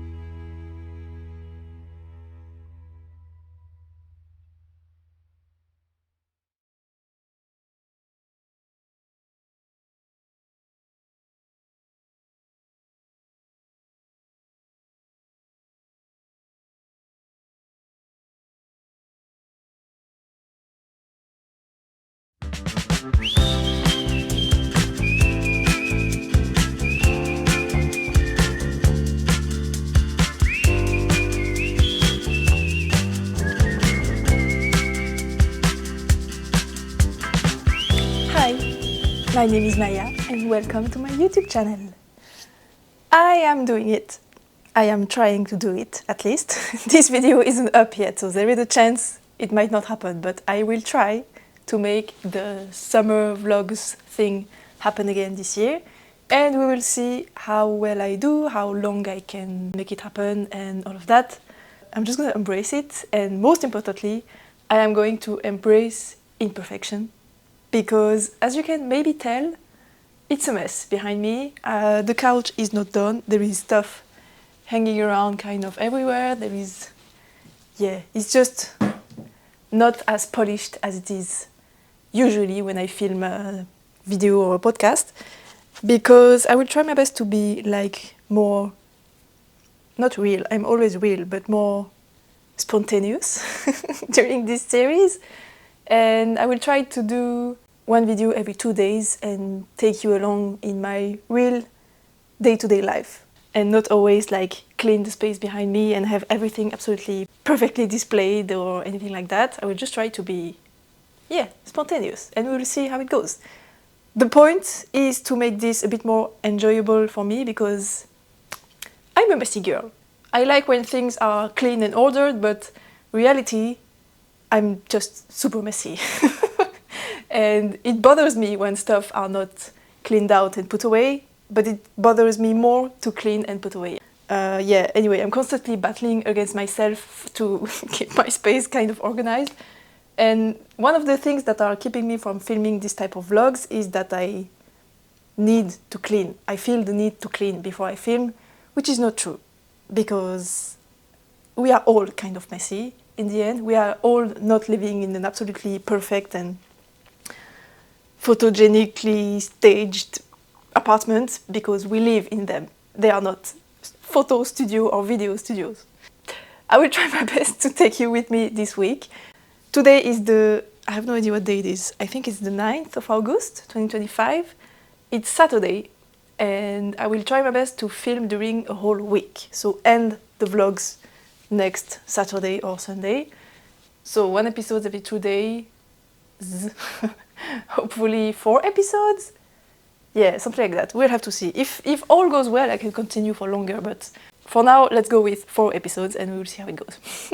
I feel like I'm already very rambly and not clear at all in the way I explain things, but it's okay. It's kind of how it's gonna be during the whole week, so might as well start early on so you know what to expect.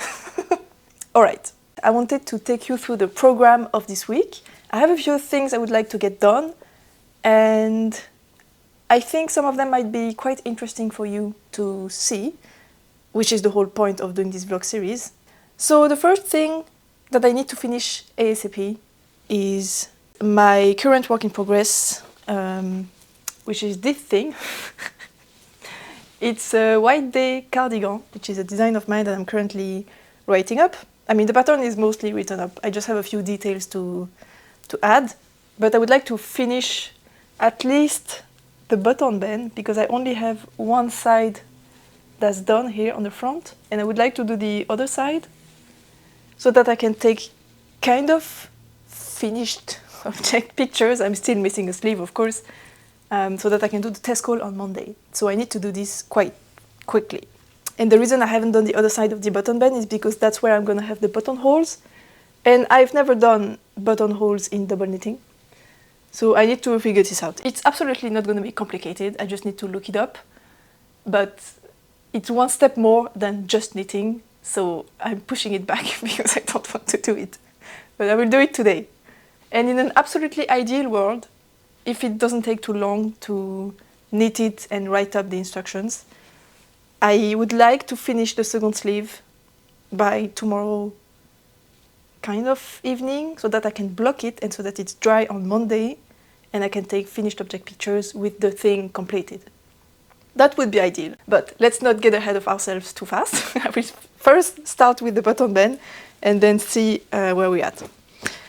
The second thing, I don't particularly want to get it finished, but I'm just going to mention it. I think it's right behind me. It's my current work in progress. It's another design of mine that's currently in testing. It's the muscle tank, and I'm doing another sample in DK weight. I'm currently knitting on the front panel. The back panel is done. And it's just a work in progress that's hanging around. And I don't know if I will work on it this weekend, but it's something that I'm gonna work on during the week. So I just wanted to introduce it. I just finished my second skein and I have the third one here, but I didn't have it with me yesterday when I was out and about, so I had to stop knitting. So I'm just gonna put this in here so that it's ready to go. And this is just a simple portable project that I'm gonna carry around during the week if I need something a little bit more portable than this. And the last thing, which is gonna be the biggest pièce de résistance of the vlogs, is a new design that I wanted to start last week. I mean, this week, it's Saturday, but I wanted to start at the beginning of the week already, but I was a bit too busy with this one. So I'm already a little bit late, but it's okay. It's gonna be fine. The new design that I mentioned already in my latest podcast episode and in my summer plans is a hoodie. But there's going to be a very specific detail in the way the hood is connected to the body. And I would like to start not cast on, but at least doing the calculations and drawing out the design, all of that, this weekend so that I'm ready to cast on Monday. And I just finished knitting the swatch this morning. It's not blocked yet. I mean, it's not finished yet. I still need to add something, but I wanted to show it to you before I added the thing on top of it. I haven't done the drawing yet, but I think by the time this video goes up, I'm gonna be done with the sketches, so I can probably show the sketches to explain to you what's the design idea I have in mind. So it's inspired by a coat, a winter coat, a jacket that a friend of mine has, and I find absolutely beautiful. And you know her, actually. It's Anna, the beautiful friend I do the photo shoots with. She has a coat where it's like a down jacket type of thing. It has a super big hood with like the fur on the outside, and the bottom of the hood on the front, instead of being just flapping around like this, they are continuing into the body and they are connected to the body in kind of a V shape, and the zipper of the jacket is in the middle, and so the sides of the hood just continue until the bottom of the jacket, and I find it's absolutely beautiful. And I have always wanted to do a sweater or a hoodie with this type of detail, and now is the time. So in my little swatch here, I've done a few options on how I'm going to attach the hood onto the body of the cardigan. It's going to be an open front cardigan because, as I explained, I realized I don't really like sweaters and I need more cardigans in my life.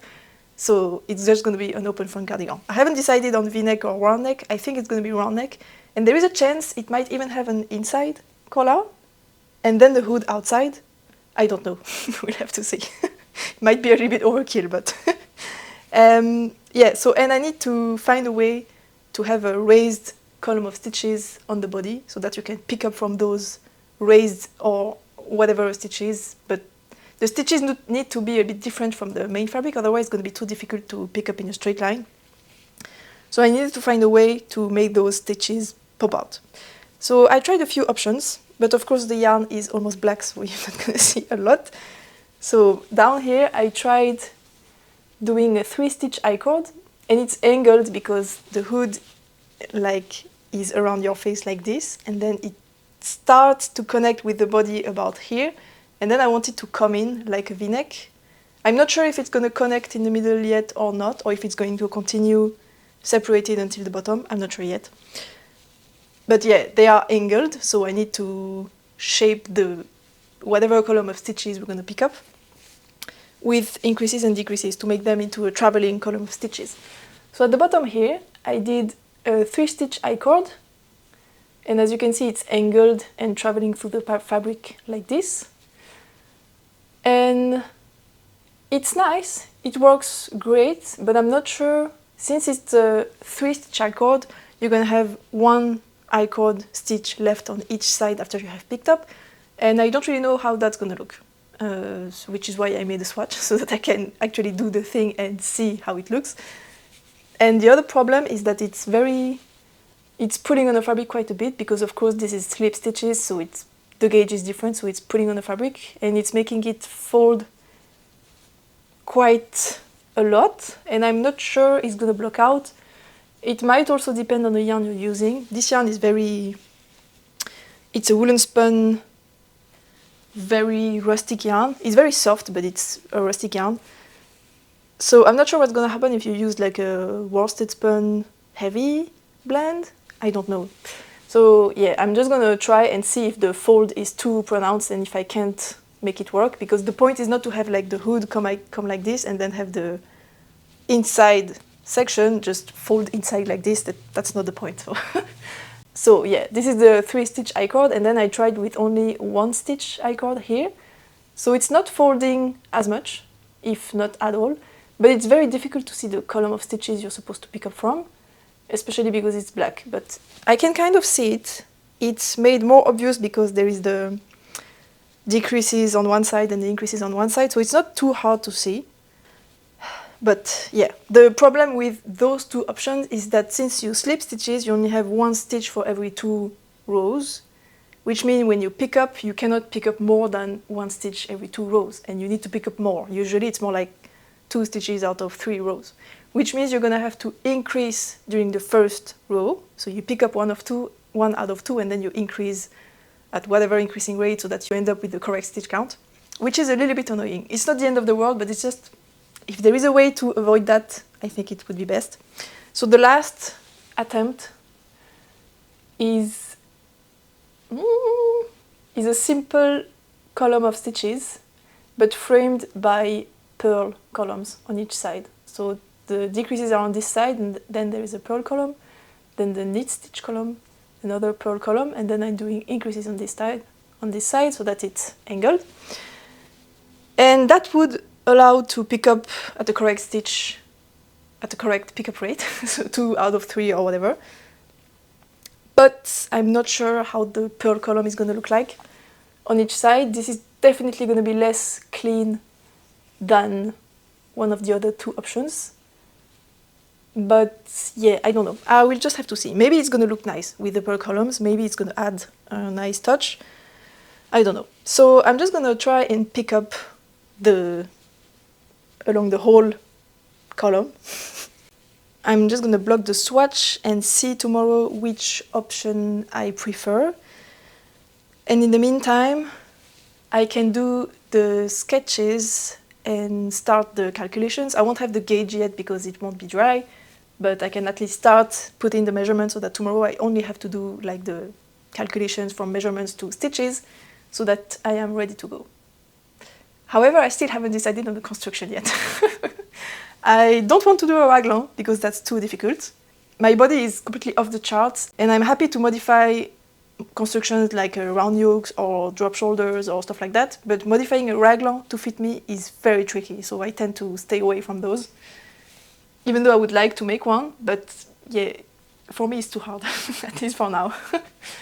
So maybe I could do round yoke, but I think having the increases go in this direction and trying to shape the v-neck in this direction is going to be a little bit too difficult, so maybe not a round yoke. So I could do drop shoulder.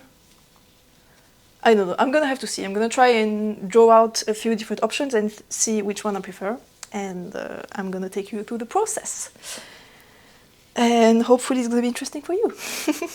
So that's the program. Finish this guy, block it, start designing this one. I don't have a name yet. I don't struggle to find names. So if you have a really great idea, you can suggest one, but I'm probably gonna find one myself anyway. And then I'm just gonna make progress on this. I also have my spinning that I would like to make a little bit of progress on. I can show you. I would like to spin this hank of fiber. It's a Zwarpels and Gotland 50-50 mix by Woolen Twine Fiber Studio. I would love to finish this one. And then I have a few random bits and bobs I need to do. Like I have my part-time job. I need to work on Wednesday morning, and then I have a few, like, how do you call that? Computer work to do. But I can do that whenever I want, so it's not gonna be an issue. And what do I have? And then some housekeeping stuff, like I need to clean, I need to put away the laundry, I need to take out the trash, I need to do some food shop because it's Saturday and the food shop is closed tomorrow. I hate food shops. I really hate it. So I'm gonna try to force myself to go today. And there is a world in which I'm gonna go climbing today, although I'm not sure. It depends on my motivation. My back hurts also, so I would like to go to the physiotherapist, but again, it's expensive and I'm not sure I'm gonna have the motivation, so I don't know. Yeah, I just have a few different things to do this week and we'll see how well I do and hopefully you'll enjoy it. So, I think I haven't forgotten anything. So right now I'm gonna finish this swatch, then block it, clean the kitchen while I block it.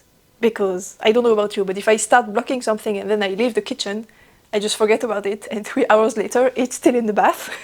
So I'm gonna clean the kitchen while I do this. And then I don't know, I'm gonna see later. So yes, I hope you'll enjoy this little series into my real messy life. And as one very famous podcaster that I absolutely adore would say, let's crack on with the day.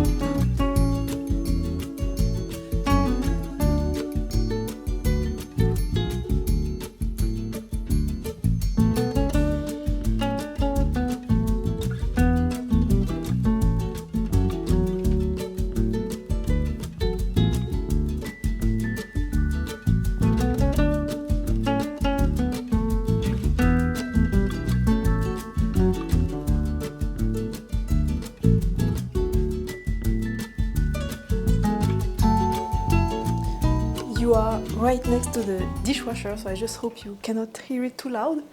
But I just remembered I have to go and take some measurements of my basement, which means I can take the opportunity and take this down to the basement. So I'm gonna do that, and I also, while I go out of my apartment, I'm gonna take the opportunity and do some errands, go to the food shop.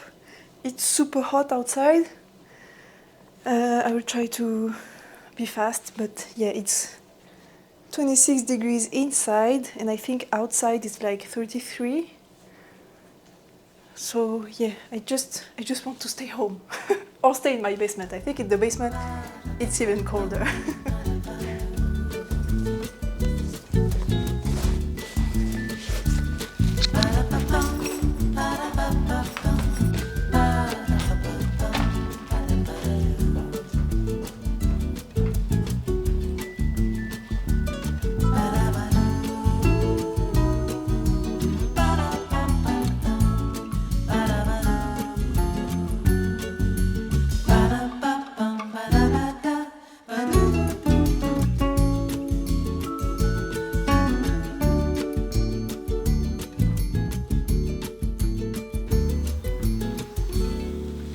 Hi, it's the next day.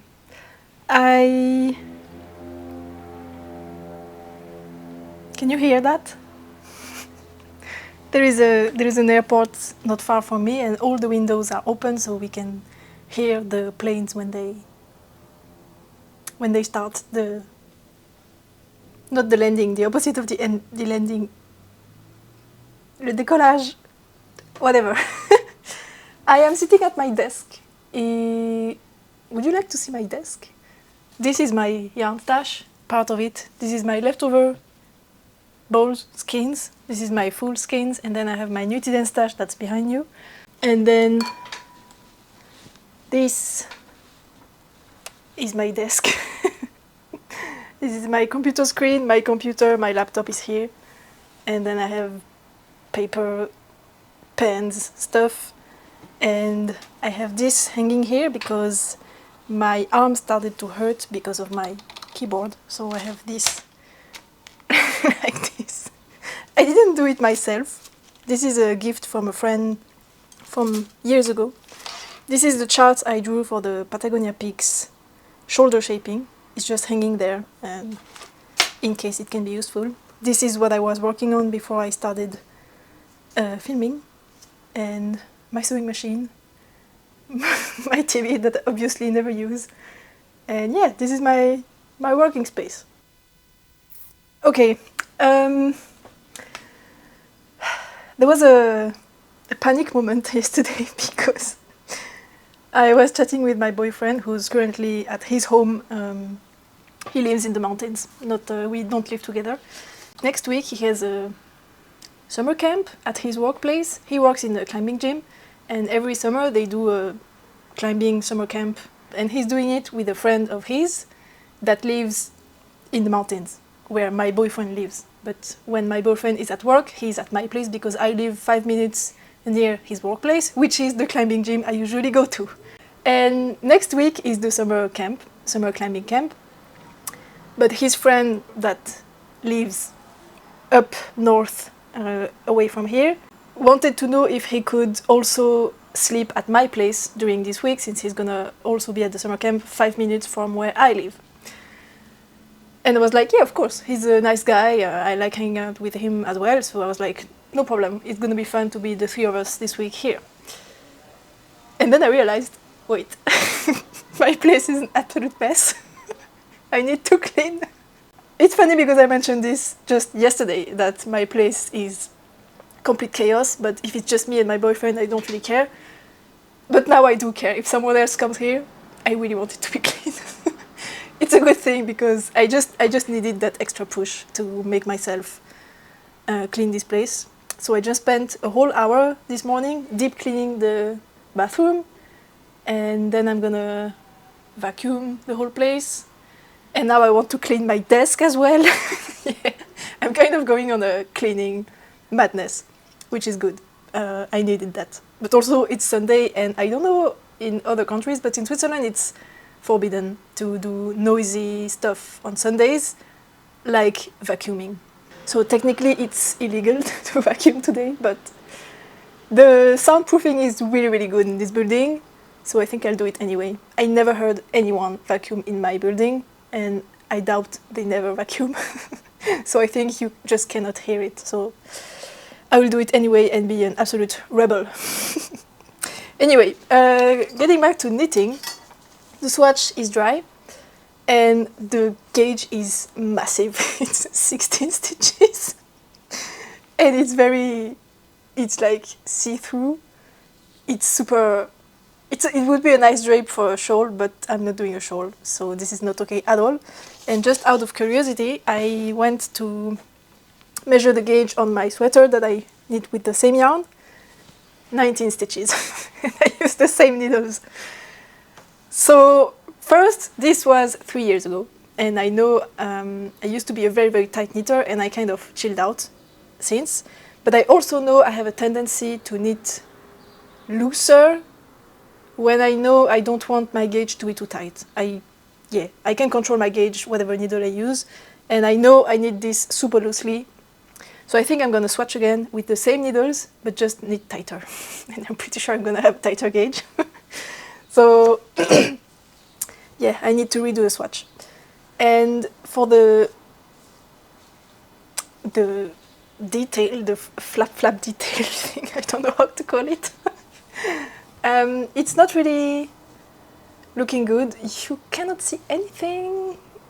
Yeah, dark yarn. The flap is here.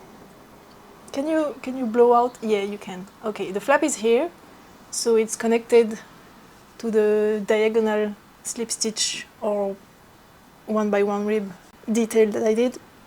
And I did an I-core bind off, and you can maybe tell this part is narrower than this part because I did basically, I worked flat and then I bound off until here. And then I work flat, and then I bound off until here, and then I work flat. And I did the little trick of doing slip stitches at the end of the binding off to avoid having steps in the bind off, because when you do this staggered bind off, you have 2 rows of difference between each level of bind off.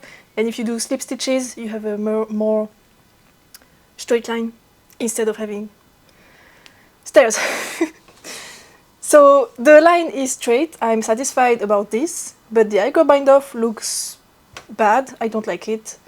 And yeah, as you can see, the gauge is just super loose. It's not what I want, but like this is a lot denser.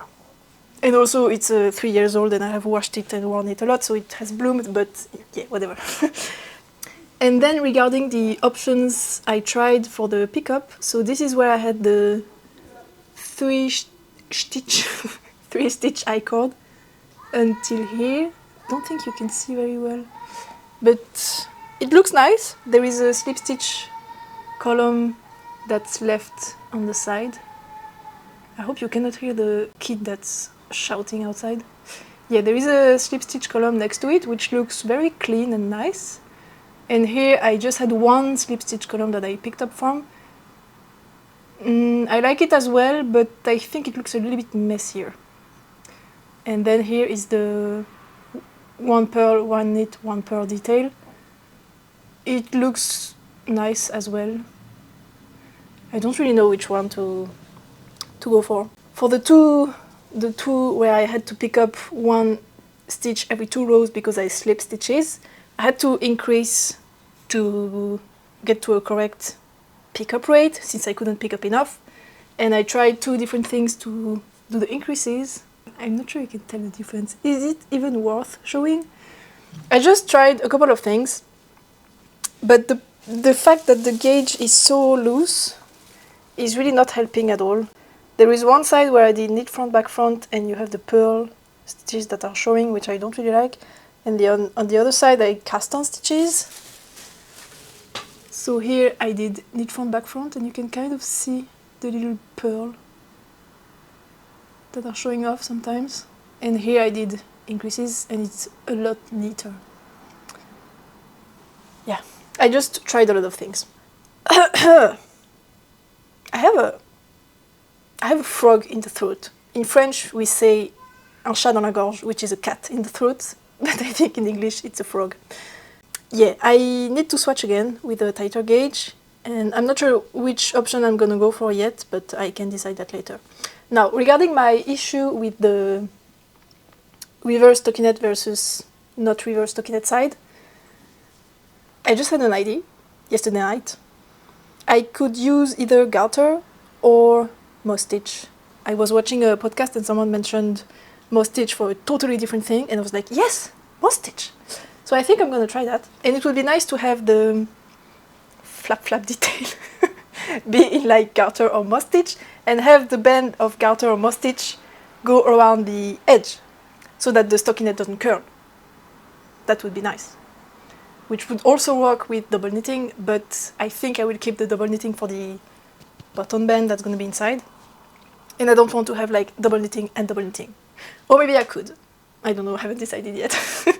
But those are my options, and it would also allow me to avoid having the icro detail at the edge here that I don't like. So that's good. And also I was worried about the gauge of the slip stitch here. That would be maybe too tight and pulling on the fabric, and it's absolutely not. So maybe I could go with the 3-stitch I-cord option. Whatever. I still need to think about it, but I have a few options, so I'm not out of idea at all. And I still have a little bit of computer work to do. I need to sneeze. Ugh. It's not coming. I'm going to sketch out my ideas, and this is my sketchbook that I can show you. So I have all my design ideas and my sketches and my stuff that's here. I can show you the sketches I did for the Nuit Blanche. So this is what the concept sketch looks like. I just write out the ideas and the design features and stuff like that. And then I do this, which is a more of a technical drawing, and I have measurements and stitch counts. And this, for me, is a pattern. This is enough for me to knit the whole garment. I just have this to knit my sample, and then I write out the instructions. And I always think how wonderful it would be if I could just write out a pattern in this form and just have like a diagram on one page indicating stitch counts and just in which order to do each steps. And if you see, for example, here, step 1 says a number of stitches, you can understand that you're supposed to cast on this amount of stitches without me having to do a whole instruction saying cast on this amount of stitches using a long tail cast on this needle using this yarn. And I have a dream that one day I can maybe do patterns that are just in this form. I know it's the case for like Japanese patterns or some designers. I know some of them, and there is a world in the future, not too distant future, where I'm gonna buy those patterns to study how they are done and maybe do that one day. It would be so nice. It's so much easier, in my opinion, to knit from something like this, but this is the least hand-holding patterns that exist in the world, and I know if you don't know how to make a sweater or if you don't have enough technical knowledge, it's impossible to knit from something like this, but yeah, it's a wishful thinking of mine. Now, something else I thought about yesterday, I just realized I don't have buttons for the White Day cardigan, and I was like, Maya, it's like the most basic thing ever. You have a cardigan, you need buttons, and I just realized yesterday that I don't have any. Yesterday was Saturday, so I could have gone into town to get some buttons, but if I can avoid going into town on a Saturday, I will. And I can publish the test call tomorrow in the afternoon, so I can go into town in the morning to buy the buttons, so that there won't be too many people. It's going to be a little bit stressful. I don't like having different big tasks in a day, like doing a test call and going into town.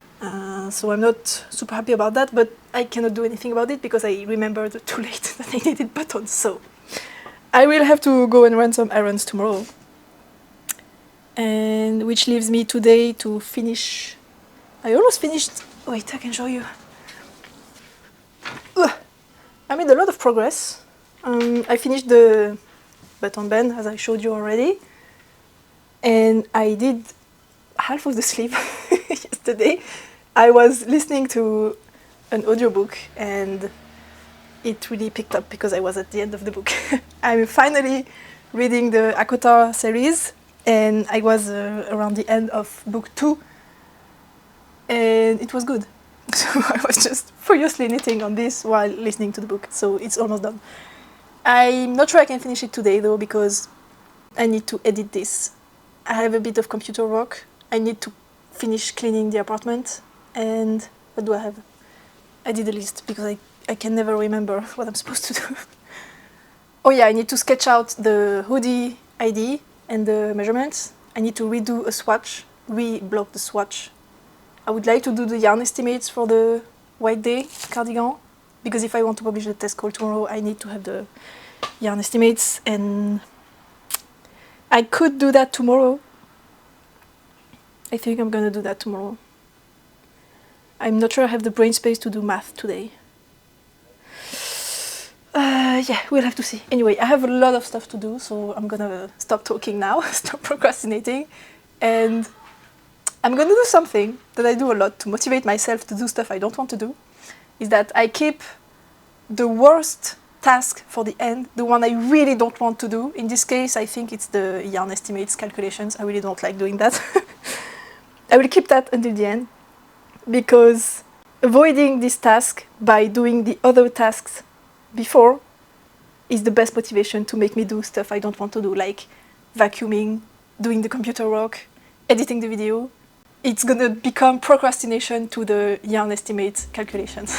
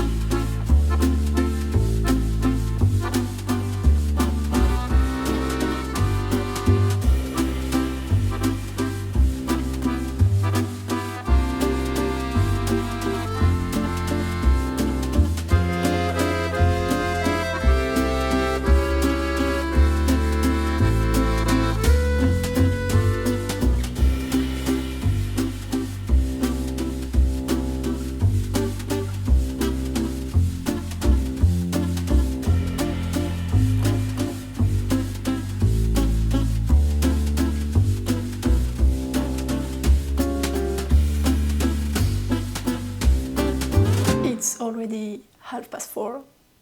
Where did the day go? Well, oh, and I need to change the battery. Okay, second attempt. I spent the day cleaning everything. I went on a complete frenzy. I couldn't stop, mainly because I really didn't want to do the computer work and the sketches for the hoodie, because first one is boring and second one I'm not sure what to do yet, so I didn't want to do the sketches because I'm not sure what to sketch. Yeah, so I procrastinated a ton and I cleaned everything. I also meal prepped for the week to come, so I spent a lot of time cooking as well. And when I was finally done with cleaning, cooking, all of that, I filled up my cup of water. I put it on my desk, right on top of the folded over swatch, and I completely forgot there's a third layer inside the swatch, which means the surface wasn't level at all and the glass tipped over. And it was full, and the whole content just poured over my desk. There was water everywhere, which solved my dilemma because at first I didn't want to clean my desk. It's disgusting, but I was like, it's not necessary, so I won't do it because I have other things that are more necessary to do. But then it was completely soaking wet, so I was like, I might as well just clean it. So I cleaned my whole desk. It took ages. And yeah, some papers that were actually important, the ones I showed for the shoulder shaping of the Patagonia peaks, got completely soaking wet, and I'm trying to make them dry, hoping for the ink that I used to write on will stay. I don't know. Anyway, I absolutely didn't do everything I wanted to do today, but I also did more in regards of cleaning, so I don't know how to feel. I guess I did a lot. Anyway, let me show you my sketches. I am undecided if I want to do... The problem is that I like the look of sweaters more than I like the look of cardigans or open front stuff, but I prefer wearing open front things than sweaters. So when I'm just drawing, I really think this option looks a lot better than this one. But also the second drawing, I was kind of over it, so the second drawing is ugly, whereas the first one is still kind of okay. So that also plays a role, but what do you think? Oh, hi. Do you think I should go with a half sweater and like a quarter opening situation where the hoodie would only go to like here, like a v-neck would, and then just have an opening from here to here? Or do I do the full open front and then the hoodie detail goes all the way to the bottom? What do you think? I really think this one looks cuter. There is kind of a sailor vibe going on, which is cute. I'm not sure we're gonna have that with the yarn I'm using and the way the detail is gonna work, but yeah. And I drew the lines to mimic something like a texture like garter or moss stitch. Moss stitch wouldn't look like that, but if it was garter bands, it would look like this. I still need to do... Oh, I'm losing all my papers. I still need to do a drawing to actually explain the idea I have in mind, because I keep on mentioning this design assuming I'm gonna do a drawing by the end of the weekend so that I can show you during the vlog what idea I have in mind. But if I show you this, I'm not sure you're gonna understand my idea, so I think I need to do another drawing. That would be a little bit better to explain the whole hood going into the body situation. I'm also undecided with the inner collar. I did two options. I have this one that has kind of a high, like a turtleneck but open on the front, and this one that's a round neck. I think this looks really cool, but wouldn't have 2 layers around the neck be a little bit overkill? It sounds like a lot, but I'm not sure I like the look of this one. I think having the high collar is kind of going all the way to the end of the idea of having emphasis or something. How do you call that? Emphasizing the what's happening here. I don't know. I think it could look cool, but there's a chance it might be too much. I don't know. And I still haven't decided on the construction. I would like to try the ziggurat method, because I've never done that, and it would be fun for a change. But it depends if I do the high collar or not. I don't know, I'm not sure. I'm gonna continue thinking about it, and if you have a genius idea, please tell me. I will probably make a decision tomorrow, and in the meantime, I'm gonna edit this video. And hopefully, oh no, I still need to finish the white day. I haven't blocked it yet. I don't have the time. I'm glad I didn't go climbing yesterday. I really didn't have the time. And my back was killing me at the end of the day. I will do another sketch so that I can show it during the vlog. I will start editing the vlog because that's stressing me out in regards of how much time it's gonna take. And at 9 p.m, if I'm still not done with the editing, I will drop everything and block the white day, even if the sleeve is not finished.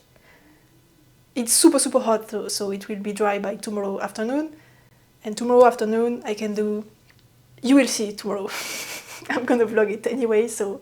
In the meantime, thanks for joining me for this first episode. I hope you enjoyed. I hope it was interesting to watch the kind of design process behind the chaos, my chaotic methods. And yeah, thanks for being here. Thank you for your support. And I hope to see you again for the next episode, hopefully in 2 days. Happy knitting. Bye.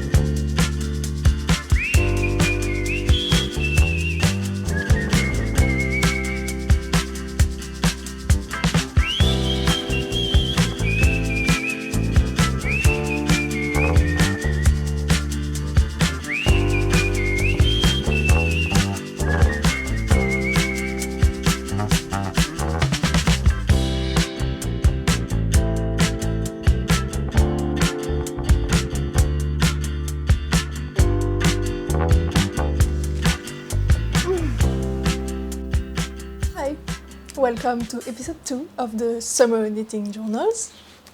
It is Monday morning. I just published episode 1.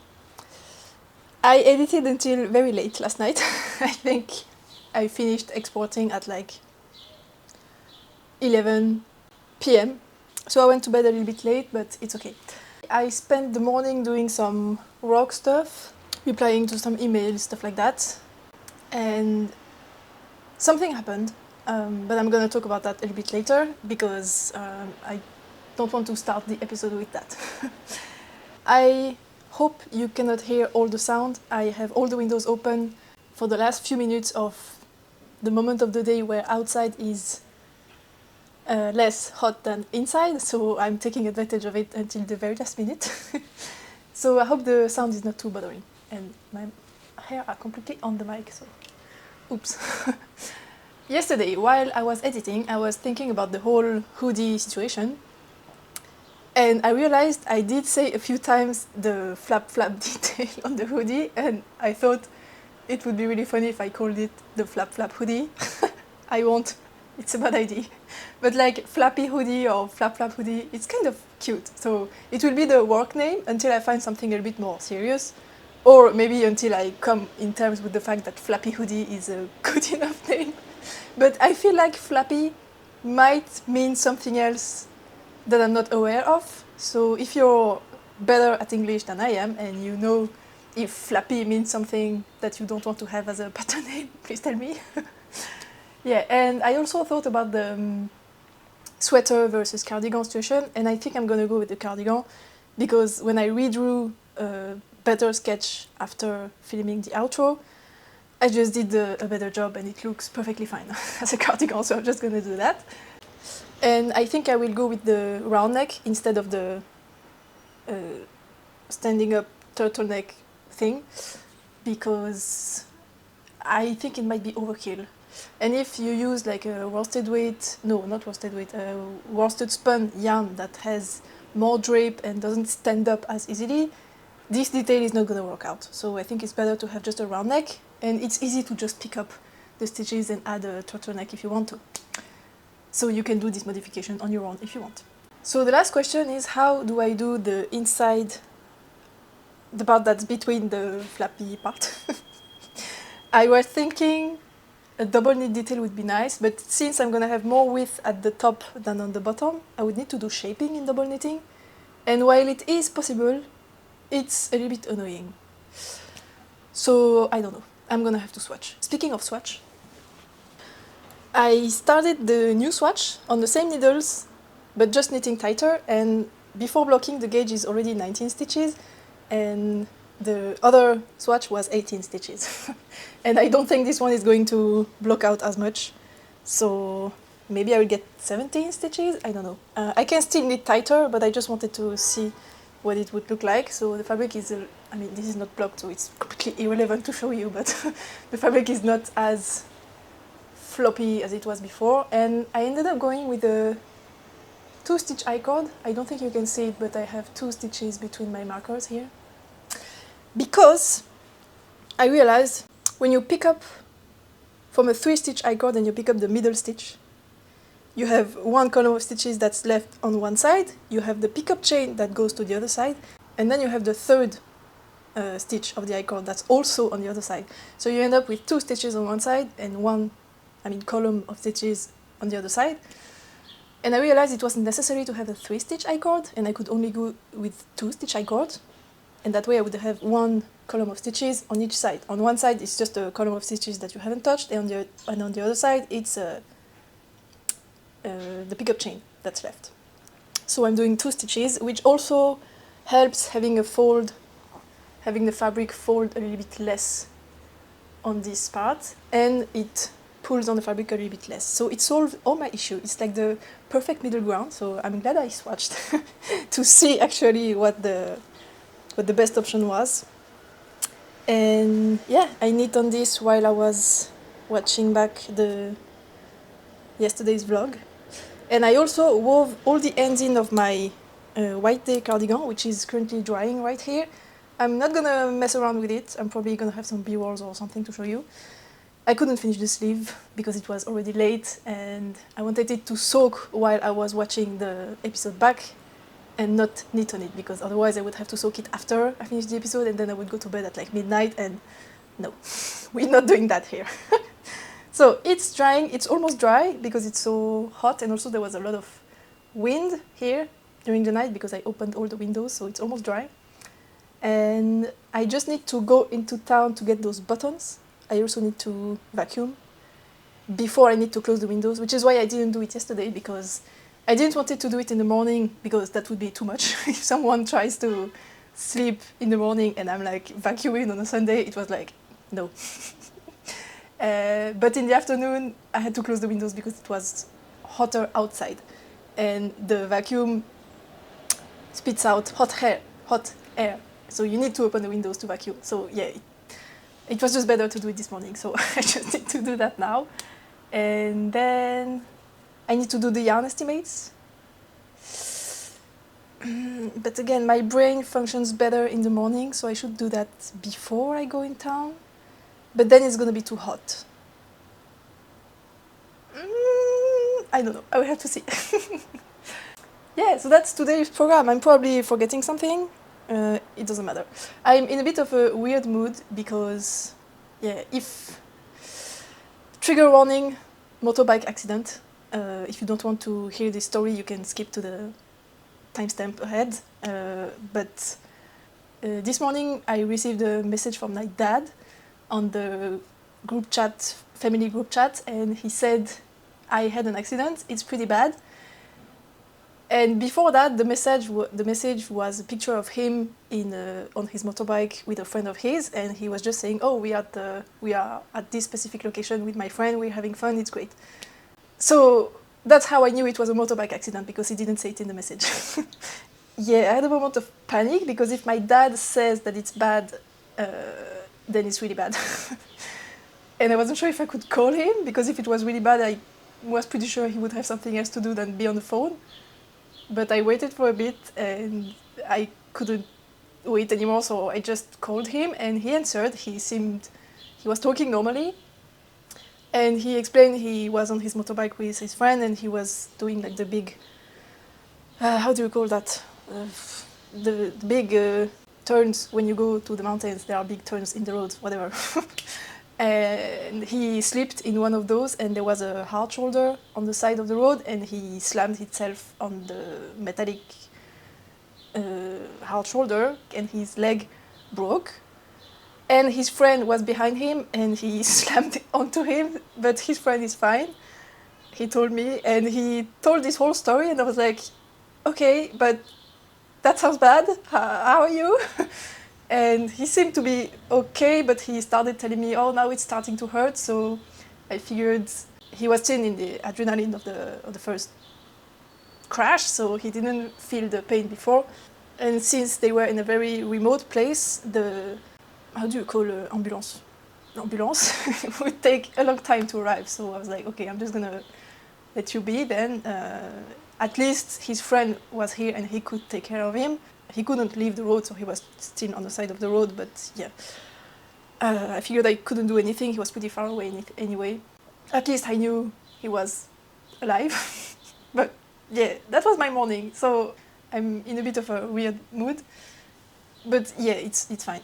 Now we got some other news. He will be transported in a hospital and have some surgery because apparently it wasn't this part of his leg snapped open, whatever.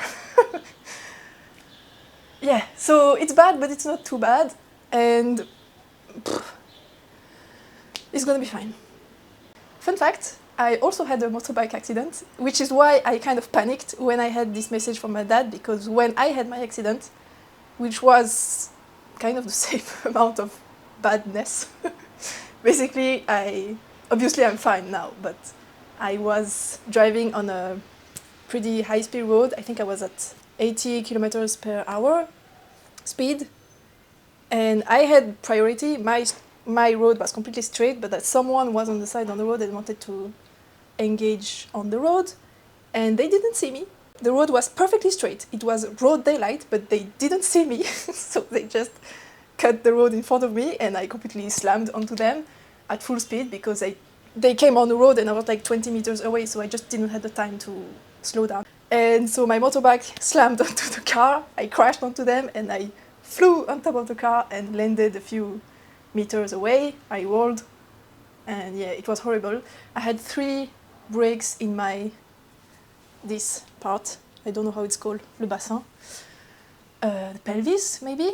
Yeah, it was super painful. So I know the struggle of waiting for the ambulance. Is that how you say it? Yeah. Well, you feel like you're gonna die on the side of the road. But at least there was no blood in my own accident. So yeah, I guess it was a bit more impressive for my dad. Anyway, it runs in the family, apparently. And when I had this accident, I called my parents, and they just left on holiday the day before, so they just arrived on holiday, so they were literally thousands of kilometers from me. And my mom was completely panicking, but my dad was like, it's okay, she's not gonna die, she can talk on the phone, and he was like, so chill. It wasn't actually sure I wasn't gonna die, because there is a chance when you have a breakage in the pelvis that some parts of the bones can go through your intestines and you can die of a inside hemorrhage, une hémorragie interne. So he was chill, but I think he mainly wanted to calm down my mom and I and just show us the strong figures between us. So I think that's what he was trying to do. Which is why when he said it's a pretty bad accident, I started panicking, because I was like, wait, if my accident wasn't bad, how about yours? But yeah, it was the same, with more blood for him. Yeah, so I will start vacuuming and doing whatever I need to do today. I hope I can do the yarn estimates without messing up too much things. I will have to see. I hope you enjoyed the first episode, and let's crack on with the day.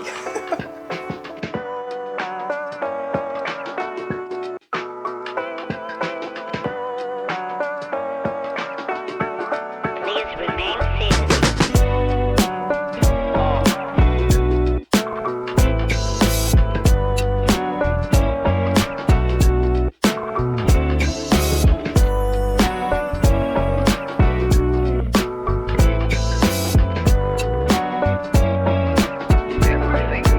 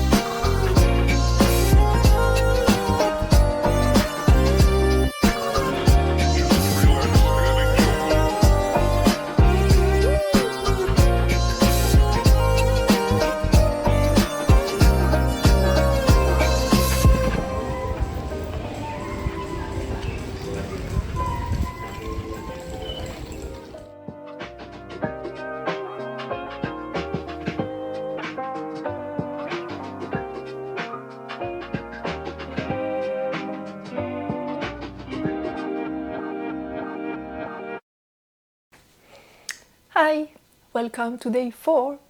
Technically, we are halfway through. That was fast. It's almost midday. Will eat lunch pretty soon.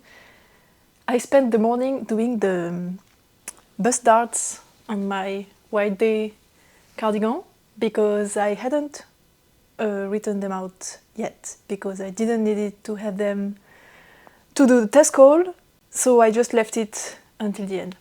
But I did that this morning and I'm pretty happy about the result. Usually when I add bus darts into my patterns, I do them made to measure, so you have to measure yourself and then measure how many rows you want to add depending on your gauge, all of that, so that it allows you to add the bus darts even if your gauge doesn't match the one in the pattern, since I often have patterns that have 2 gauges. If you're in between one of the 2 gauges that I'm suggesting, I want you to still be able to add the bus darts, which is why I make them made to measure. But for this one, there's only 1 gauge and it's a cardigan, so having the instructions for each side be written in a way that's like made to measure, it was getting a little bit too chaotic, so I decided to just give fixed measurements and explain how to measure yourself to determine which measurements you should go with, which means I had to write the instructions from scratch because I couldn't just copy-paste what I did in precedent patterns. But I'm pretty happy about the results. I think it's easy to follow, it makes sense. So yeah, I'm happy about my productive morning. Now, for today, first I have this on, so let me show you what it looks like. I did buy the buttons yesterday. I took you with me in town, and I'm not happy about the one I chose. I did a poll on Instagram to ask you which ones I should go with, and it's pretty funny because at the beginning it was clear winner for those ones, the grey ones, like really no doubt. And when I checked again yesterday night, it was 50-50, so I will check again now and see if it has changed. Yeah, it's almost 50-50. There are 76 votes for the black decorated ones and 78 for those grey ones, so yeah. And I think I should have gone with the other ones because they are black and white, and I feel like the grey of those buttons just doesn't really fit with the vibe because this is like a warm, creamy white and this is a cool grey, so I don't think it matches. But it's too late anyway. But I just think the black and white with the floral motif would have been cuter. Oh well, too late anyway. And I think they are tiny bit too big, or maybe not. I have no idea how big buttons are supposed to be, and they fit perfectly into the buttonhole, so that's good. I made this buttonhole a bit too big. I didn't do that on purpose, but yeah, this one is a bit bigger. And yeah, this is how they look like. And yes, I messed up this buttonhole. It's a little bit too low, so the distance here is bigger than here, but whatever. And this is how it looks like. I'm just so happy. The fit is excellent. The depth of the v-neck is exactly what I wanted. I like the drop shoulder. It's really dropping, which is pretty difficult for me to achieve, but here it does. And the armhole is low enough that you don't have this tuck detail. I mean, I don't feel it. It's not bothering me. And yeah, I think it's just wonderful. There is no extra fabric here at the underarm because there is the shaping here. There are decreases so that you have less fabric in this section so that you don't have too much folds in the fabric, because that's usually what happens with very low drop shoulders. Ah, it's so clean. It's so nice. I don't really know if the yarn is itchy. As is, it's fine. I mean, it's very, very rough for sure, but I don't particularly want to scratch myself. But it's been 5 minutes, so I don't know. Yesterday, when I took the pictures, it was so hot. I was sweating, it was horrible. But I was so focused on the pictures that I didn't really pay attention if it was itchy or not, so I don't really know. I think I could have made the sleeve a tiny bit longer, because if I move around, it kind of rides up like this. So there is a world in which I'm gonna take out the cuff and add a bit of length, but I don't know if I really want to do this. Anyway, for today's rest of the day, half of the day left program, I'm gonna go to the hospital with my mom and my brother to go and see my dad. And the hospital is super far away because, of course, when he had the accident, it was absolutely not near the hospital of my town. So we have to drive like an hour and a half to go and see him. But the building is really nice. So I have no idea if I'm going to be able to film it because I don't even know if I'm going to be outside of the hospital. But I will try to show it to you. But it's like, for Switzerland, it's a big building because Switzerland is small and we don't have a lot of impressive man-made stuff. The most impressive things in Switzerland are nature. But other than that, it's pretty underwhelming as a country. So yeah, I will try to show you views of the city. It's in Bern. I live in Lausanne, and Bern is the Switzerland's capital. It's not the biggest city, but it's the capital. So we will see if I can show you a little bit of that. And I'm gonna go there by car with my mom. So I don't know if I'm gonna have to drive or not, but we'll see. But if I don't have to drive, I can finish this sleeve in the car. And I will need to decide if I lengthen it or not. Yeah, I don't know. It's fine when I'm just my arms down like this. It's really perfect. But I know I really don't like when I'm like in front of my computer and the cuff rides up. I hate it. But it's not too bad. It's really just when I do this that it rides up.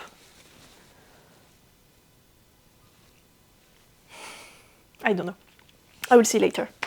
I will also knit on my muscle tank. I did a tiny bit of progress yesterday when I went into town. But yeah, I will continue working on that. And I will also try to finish the swatch of the hoodie. And, oh yeah, something else I wanted to do now. Wait, I had to take notes because my brain is an absolute mess for obvious reasons. So I think there was something else I wanted to talk to you about. I found 2 moths yesterday. I found one in the bathroom 2 days ago on Sunday when I was cleaning and I killed it. And yesterday night I found another one on the wall in the middle of the apartment. But the windows were open, the lights were on, so I guess there is a possibility it just came in. And the windows are always open in the morning, so there are more bugs than usual because they can just enter through the windows. So I'm not sure it's because they lived inside that the moths are here, or if it's because they just came here when I saw them. I don't know. I will continue to monitor the situation, but yeah, this happened yesterday. All right, I don't think I had anything else to add. Yes, so what was I talking about? Yes, the swatch of this, I asked for recommendations in the first episode and I received so many comments, like so many that I cannot even read them all to you now, but I will try to do a little resume of everything that was suggested. So, a lot of people gave their opinion about sweater, quarter zip, open front cardigan, collar, not high collar, stuff like that. I had 1 vote for every single combination. So you're not helpful at all. But it just goes to show that whatever I end up going with, there will be people that will be happy and people that won't. So yeah, I think I'm kind of overthinking there and I can just go with whatever.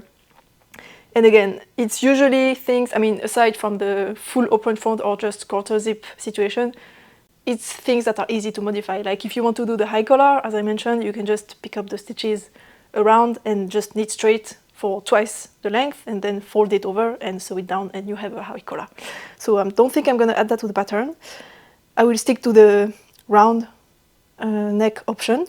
And I will stick to the full open front because I had votes for both sweater or cardigan and I had good arguments in favor of both, but I just think the cardigan is going to be what's going to be the most useful and practical for me, so I'm doing this for me, so I will go with what I prefer. And someone suggested pockets. That's awesome. I actually wanted to add pockets in this one, but I was in a little bit of a time crunch. But I really would like to add pockets to the hoodie because it would just make sense to have a hoodie with pockets, right?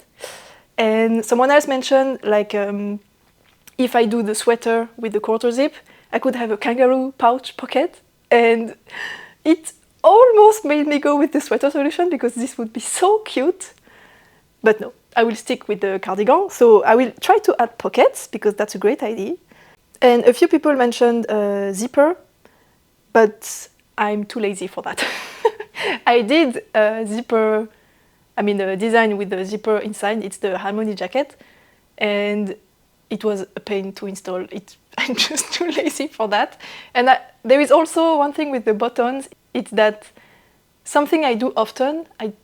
It's a bit weird, but it's just something that's very practical for me. I like to only close the top button. Not for a V-neck, but if I had something with a round neck, I like to close only the top button so that the bottom part is just flapping around. It's the flappy cardigan. And you cannot really do that with zipper. You could if you have two zippers, but that's difficult to find. So yeah, zipper is a good idea actually, and you are free to do this modification, but I don't think that's what I'm gonna go with. Someone else, wait, there are too many comments. I'm lost. Someone mentioned for making the pickup column more obvious and avoid having to do the slip stitches or whatever, to use a piece of running yarn, a piece of scrap yarn that would be running through the fabric, which is a technique that you use in crochet, because you cannot have a beginning of round marker in crochet because it doesn't stay on the needle. And you use a piece of scrap yarn that you make go front and back of the fabric to mark the beginning of round. It would be possible, but there is someone else that mentioned something that would be even better. So that's a great idea, but there is something better. And someone mentioned having the flappy things be parallel, and I'm not sure what you mean, but they are gonna be, because the idea is to have them go with the V-neck shape until about here and then be parallel, because the best of the best would be to have a very gentle curve going from the shoulder all the way to the bottom in a very straight line, curved line.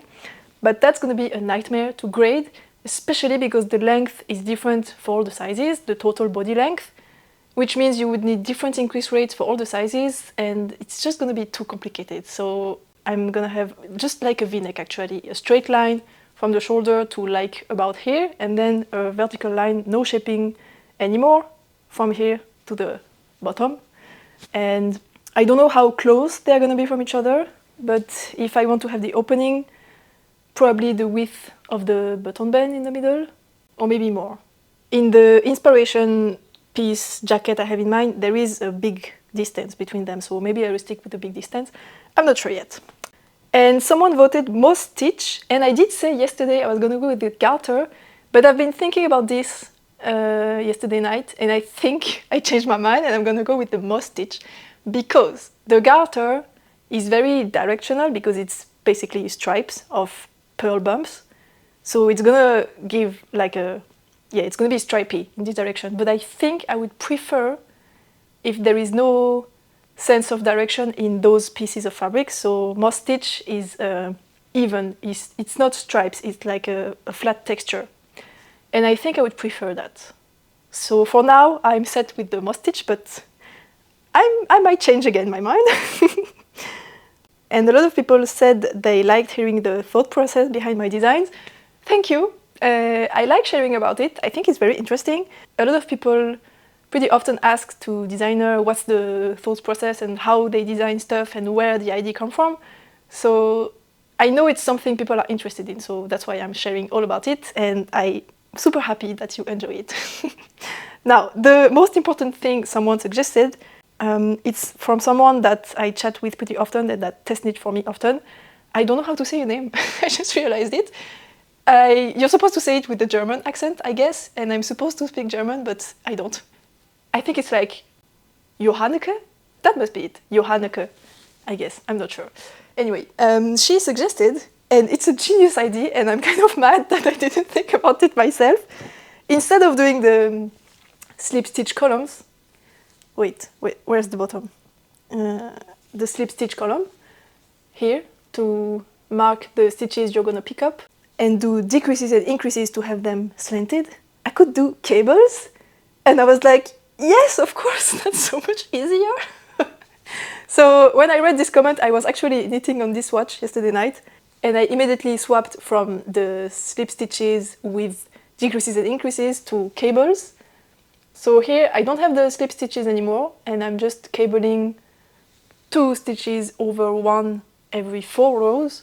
So I have my slanted column of stitches, and I don't have the gauge issue of the slip stitches.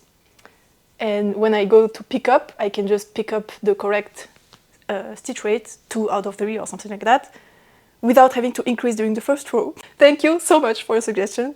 Yeah, I will now do the pickup on the whole swatch, try the moss stitch, and see if I can do the pickup with black yarn without having the guidance of the slip stitches, because it is a little bit more difficult to see the stitches here where I did the cables compared to where I did the slip stitches. So if I can do the pickup with black yarn without slip stitches, you will probably be able to do it in any situation. So I will try to do that probably in the car or in the bus while I go to my parents' place. And I think that's going to be enough knitting for one afternoon. Because, yeah, we're going to go to the hospital and then go back to my parents' place, and we're going to eat with my mom because she prepared a huge pot of kimchi jjigae. If you're Korean, you know what it is. It's delicious. And she prepared a ton of it because she thought she could give a little bit to me and my boyfriend and eat it with my dad at home. And then my dad didn't come home, so now she's left with her huge pot of kimchi jjigae, and she cannot eat it alone. So we're gonna go to my parents' place tonight with my brother, my boyfriend, and I. We're gonna eat kimchi jjigae all together, and it's gonna be awesome. So that's today's program. It means that for the rest of the day, I will only be able to film B-rolls, so there won't be any more chatty bits. So I guess this is the outro of the episode. I will try my best to edit tonight when I come home from my parents, but yeah, I'm not sure. At least yesterday night I edited all of yesterday's footage, so half of the episode is already done, which is good. I'm pretty happy about myself. But yeah, this episode is gonna come out on Wednesday morning. And yeah, I think that's all. So I hope you enjoyed. Thank you for being here. Thank you for all your suggestions and your comments on the last episode. It really drives me to continue. I'm super motivated, and the rhythm of 1 episode every 2 days is infinitely better than 1 episode every day. So I'm slowly finding the sweet spot. It's also much easier for me to find inspiration to film the B-rolls. I feel much more chill. It's still difficult in regards of the amount of work. Like yesterday night I had to edit pretty late, but I feel a lot better than when I did this last year. So that's good. And I hope it will continue until at least the end of the week, if not maybe a little bit of next week. Who knows? So yes, thanks for watching. Happy rest of your day, happy knitting, happy everything, and see you in 2 days.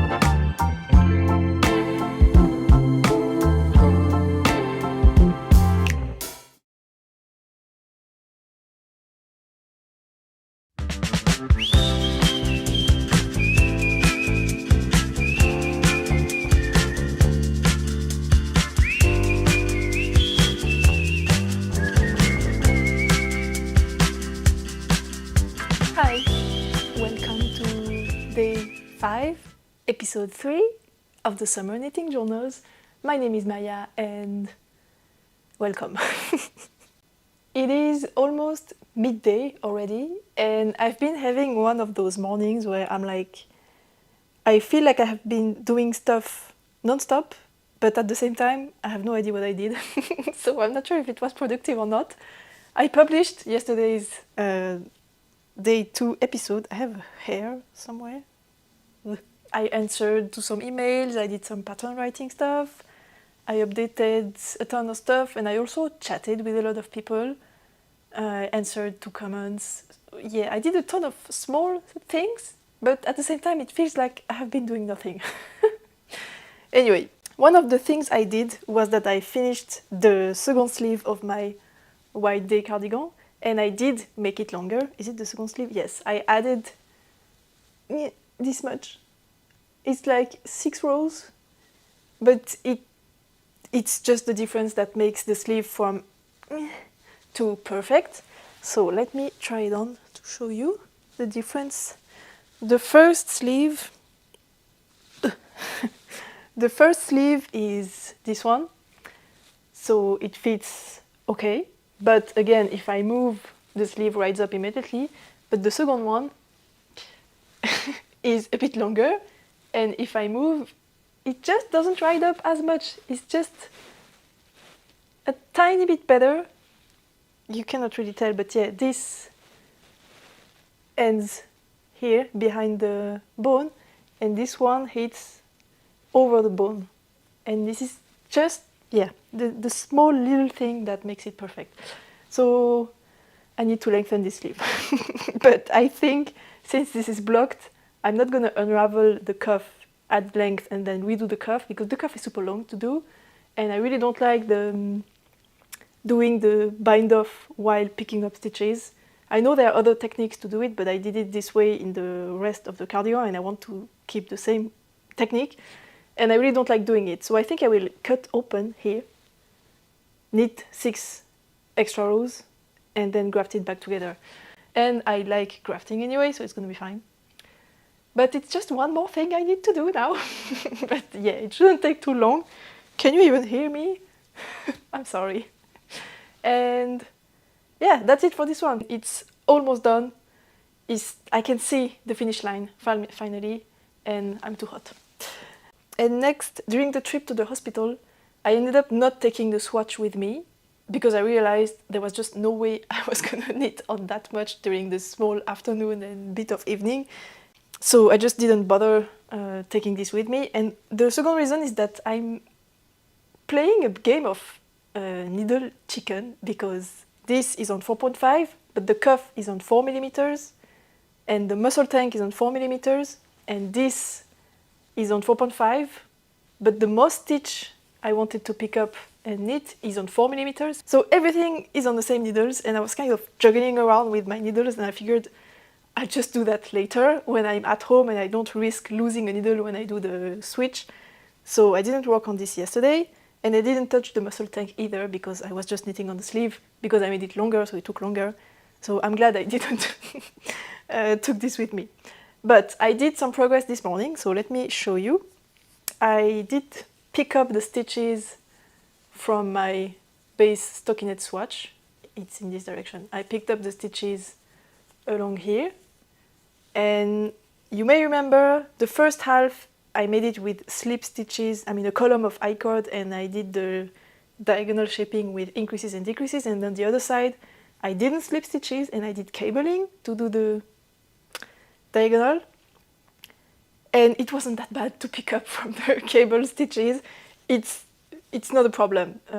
It's easier to pick up from the slip stitches, but it's not a problem at all to pick up from not slip stitches. It's easy enough to see, and I have black yarn and I didn't have a great light, so you will be able to do it, no problem. I was just making a whole story about nothing at all.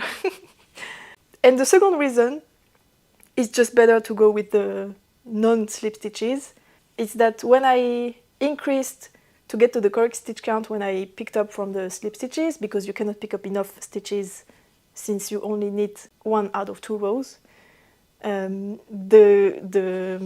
increase was getting really chaotic because since I'm doing moss stitch, I wanted to use knit front back because that way you have one knit and one purl, and that's what moss stitch is. But because of the pickup rate, you would like knit front back, knit, just knit without doing the knit front back, but then you're offset and you should do a knit back front, which is a bit tricky to do. It's possible, but it's just a little bit tricky, and it was just difficult to keep track of, and it was just not a pleasant experience. And I was like, it's not worth going through the trouble of doing the increases during the first row when it's so easy to just pick up from a normal fabric without slip stitches. Yeah, I'm glad I tried, because now that I discovered the cable solution without the slip stitches, thanks to one of you guys' comments, there is absolutely no reason to stick with the slip stitches, so I'm just gonna ditch this idea, which means this swatch, I think I'm just going to unravel it and start again with just the cables, because I have half of the swatch that's made, this half that's made with the I-cord column and the increases in the first row, and I think you can maybe tell, or maybe you cannot, but it's puckering a little bit, and when I block it, it's not gonna pucker anymore, but it's just so much cleaner here. So this is kind of useless, and a useless swatch shouldn't exist. So I think I'm just gonna unravel the whole thing, start over with just the cables, and that way I can be really sure about the pickup rate for my moss stitch, because this is not enough to determine if the pickup rate I went with is correct or not. So I'm just gonna start over.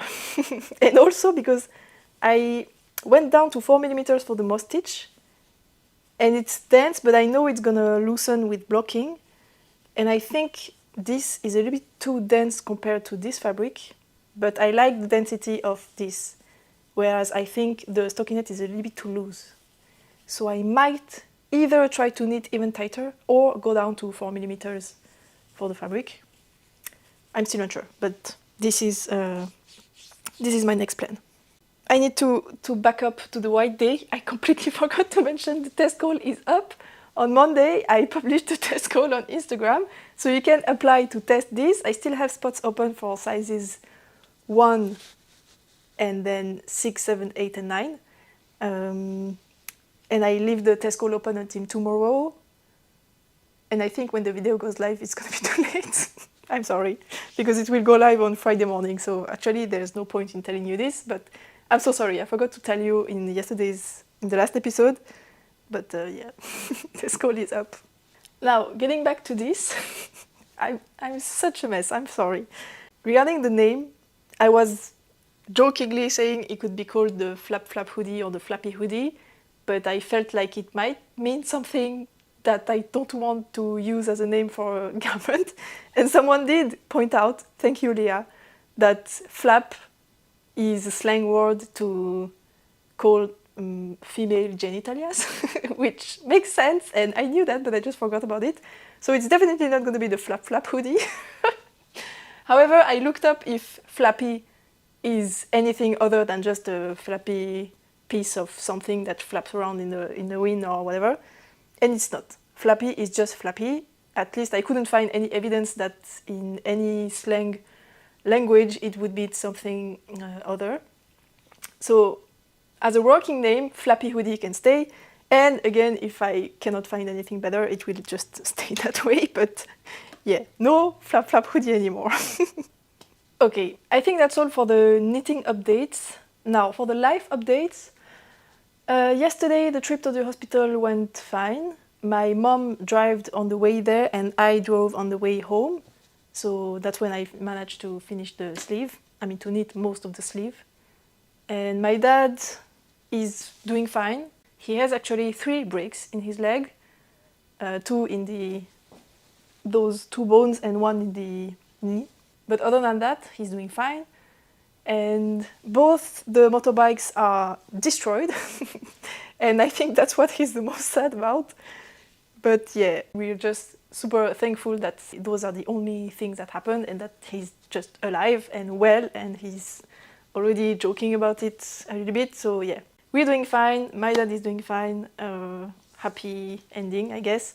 There's just one thing that's pretty annoying. I mean, of course, this type of accident always happen at the worst moment possible. And my dad is almost retired, and he's closing down his office.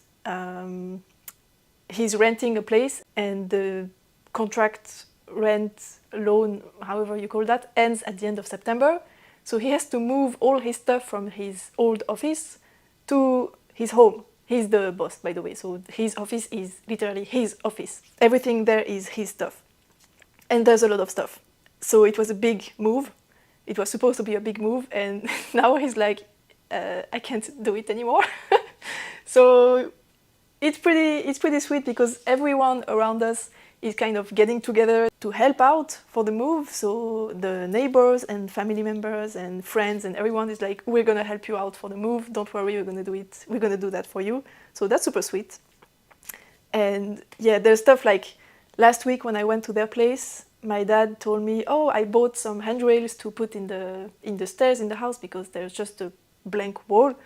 And they are getting old, my dad and my mom, and they just need a handrail to move up the stairs now because they're just getting old. And just 2 days after he tells me that, he has this accident and he would really, really need a handrail in the stairs now, but he didn't have the time to install them. Yes, of course, it has to happen now. It could have happened like 1 week after he has installed the handrails, but no, it didn't. But I asked my boyfriend if he would agree to install them, and he was like, yes, of course, it's going to be super easy for me. He's used to doing big works at his job, so it's going to be no problem. So yes, everything is coming together, everyone and everything is coming together to help out my family, which is super sweet, so we're doing good. And yeah, thanks for all your sweet messages. I really appreciate it, my family as well. And I know my mom watches this, so she will know. We had a lot of support from everyone, so yes, we all appreciate it. What did I wanted to say? Yes, some of you might remember, I doubt you would, but I have a part-time job and I have to do quality controls outside of my home very early in the morning sometimes, and I thought I would have to work this morning, Wednesday morning, but actually no, because the person is on holiday, so we had to push back the control, which means I don't have to work, which is good news, but also sad because the place where I'm going is a university and the campus is beautiful, so I won't be able to show that to you, but maybe next time. And I also told you that a friend of my boyfriend was gonna come sleep at my place this week because he's doing like a summer camp thing, a climbing summer camp thing with my boyfriend. And since he lives pretty far away, he asked if he could maybe crash here sometimes to sleep here and not have to do the commute. And actually he's only coming on Thursday evening, so tomorrow evening is the only day he's gonna sleep here, which is good because that way I have more like time and liberty to edit, because this is the living room and my desk is here and he would be sleeping on the couch. So I would have to work next to him sleeping, so that would be a little awkward. So yes, he's only coming tomorrow night, and he suggested we could maybe go out in town and eat in a restaurant or near the lake, which is a super good idea, and I'm definitely gonna take you with me to show you either the city or the lake. Last year I did a podcast episode on the lake. I was on my stand-up paddle, so if you watch this episode or just want to go and watch it, you will know how just gorgeous the Lemon Lake is, and hopefully I can show a little bit of that to you tomorrow night. And when I came home yesterday, there was a courgette. I don't know how you say courgette in English. Zucchini? Yes, I think. But not just any zucchini. It was like a giant zucchini like this that was on the kitchen counter. And I was like, okay, what's this doing there? I didn't buy it. And apparently it's the friend that's coming over tomorrow. His mom has a garden and she gifted this courgette to my friend so that they could give it to us. So now I have a giant zucchini courgette and I don't know how to cook that. My boyfriend said we should do a gratin, but I don't know how to cook a gratin. So I don't know, I will have to find something. It's huge. I'm gonna go and grab it actually. I mean, It's bigger than my head. It has the shape of a phone.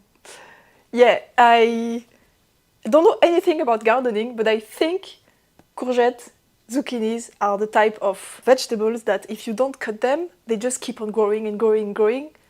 So I guess you can get big courgette like this pretty easily, but I don't usually see vegetables this big. So it's a funny one. Anyway, that's all I have to say for this morning. I think I haven't forgotten anything. So my program for today is to reknit this swatch, lengthen the sleeve of the white day, look up a recipe to cook this giant thing, and this afternoon I would like to go climbing. I haven't climbed in almost a week. I can tell I need to move. Yesterday I had a weird feeling in my arms that I wanted to move around, and I felt I need to go and do some sport. I have some energy to get out of my body, and yeah, I will try to make it happen this afternoon. It's gonna be so hot at the climbing gym, but it's okay. Even if it's a session with low energy, it doesn't matter. It's still moving around, it's still climbing. I don't care if I climb well or not. I will try my best to take you with me. I usually go climbing in the evening, but I would like to try and film some stuff I climb, which is very difficult to do in the evening because there's too many people, and if I just put my phone on the ground to film, someone is just gonna walk next to it and it's gonna fall down. So I will try to go in the afternoon. And then in the evening, I'm gonna edit the video. So that's the program for today. I think I said everything. And yeah, thanks for hanging around. I hope you find this series interesting and you enjoy following me around in my life. It's a lot more eventful than usual. There is not always this much stuff happening in my life, but yeah, I hope you enjoy the ride.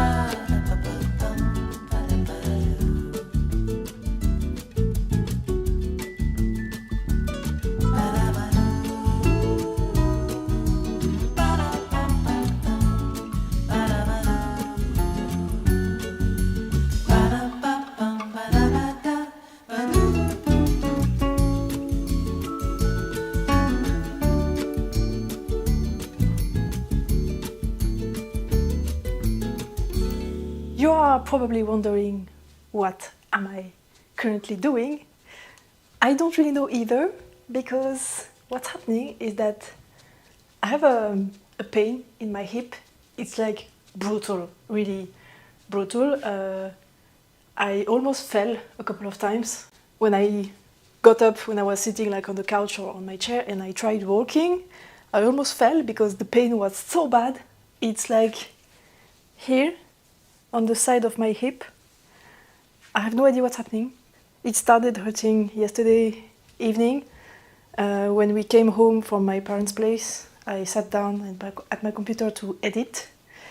And when I got up, it started hurting like horribly. Then during the whole evening, and when I tried to fall asleep, it was just hurting so bad.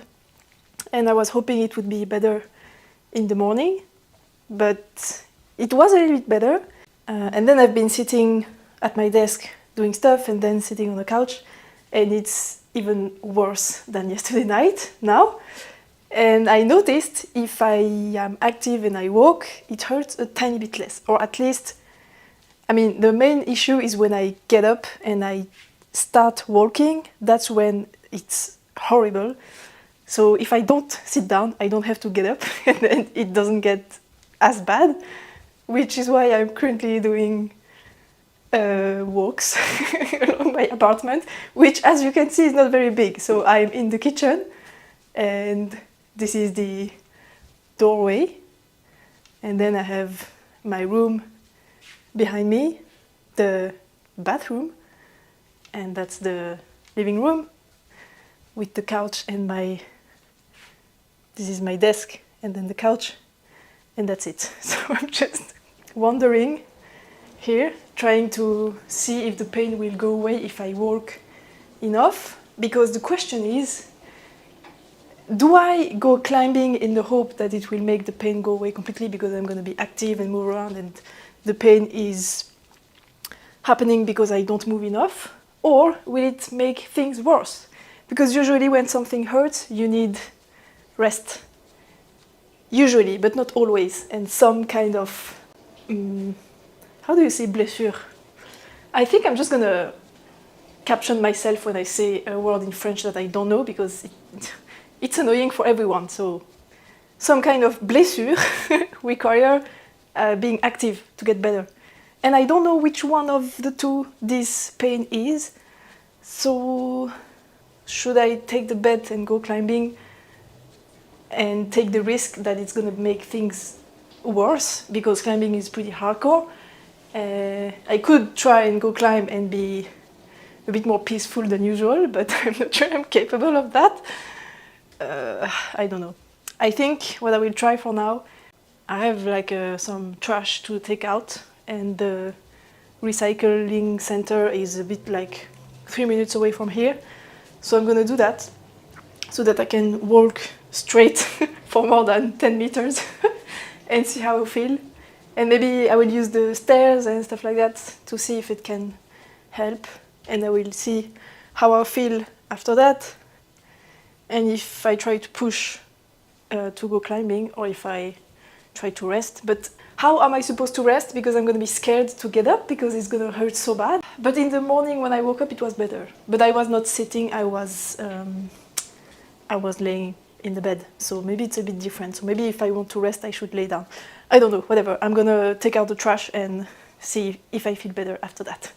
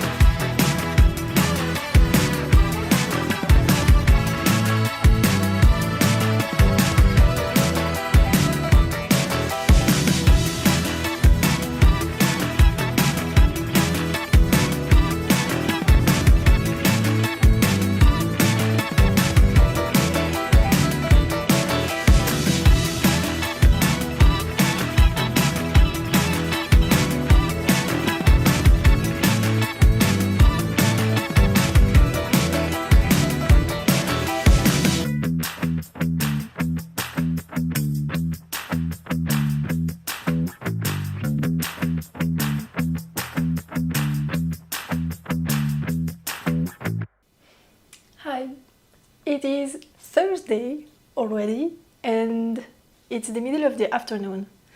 So yeah, I haven't filmed today because I think I showed you enough of my life yesterday during the climbing session. I hope you enjoyed that. It was a very chill session in the sense that it was short and I didn't climb a ton because it was so hot. And when it's hot, the skin on your fingers is more moist and it gets, how do you say, scraped off of your fingers faster and it hurts so bad. And yeah, my fingers were just at the end of what they could take. Maybe you can tell the tip here is kind of pinkish. There is a round of pinkish skin in the middle. I'm not sure you can really see it that well, but that's because the skin has worn off in the middle, and sometimes if you go too far it can start to bleed and it's very difficult to heal a bleeding area in the middle of the fingerprint. But yeah, fortunately I didn't go that far yesterday, but it was painful, so I had to stop climbing. Today, this morning and this afternoon I did so many things. I have a to-do list for each day and I did almost everything. I'm so happy about myself. This is so satisfying. And the last thing I have left is to film this bit because I think this will be the outro for this episode, because tonight, as I said yesterday, we are going to go eat at a restaurant tonight with my boyfriend and his friend, and then we're gonna hang out near the lake and we're gonna take our, how do you call them, surf skates with us. I have one that my boyfriend gifted me, and my boyfriend, he has his when you have two pieces and you're kind of doing like this, I don't know how it's called, but I will probably try to find a picture so that you can see, just because they are super small and they are always in his car because his skate is at his home and he didn't take it at the beginning of the week. Anyway, we're gonna go hang out near the lake. It's gonna be absolutely crowded. The whole city, the whole canton is hanging out there because it's the chillest place to be when it's super hot, because you can take a dive in the lake and it's just a very nice place. So I'm gonna show this tonight, take some b-rolls of the lake. Maybe you will get to see me on my skate. I'm super bad at it. I really love surf skate, but I'm not really used to it and it's difficult, but I really enjoy it a lot. So yeah, I will take you with me for that, and I think there is something important I wanted to say. I should have said that at the beginning of the series, but I forgot. Not tomorrow, Saturday, so in 2 days, there is a big festival happening, and it's a special event because it's taking place in a ski station at, I think the altitude is something wild, like 2,500 meters. I don't know exactly, we'll probably put the information here. But yeah, it's super high in the mountains and the view is beautiful. It's at a ski station, so you have to take a ski lift to get there, the ones with the seats, not where you actually have to be on your skis and be pulled by something. So it's very difficult to access. You cannot get there by car, you have to take the ski lift. And the party starts in the morning and it ends at 9 o'clock, because after 9 o'clock you cannot get down anymore because the ski lifts are off. They are turned off. So that's why I really love it, because it's during the day. And something that really annoys me with usual festival or concert is that they end at like 3 in the morning and then the next day is destroyed and you cannot do anything because you're hangover until 5 o'clock in the afternoon. But this one is different because you can go to bed at 10 and sleep normally and you're not completely jet lagged just after one night. And yeah, it's a really great party and we like to go at this festival kind of every year.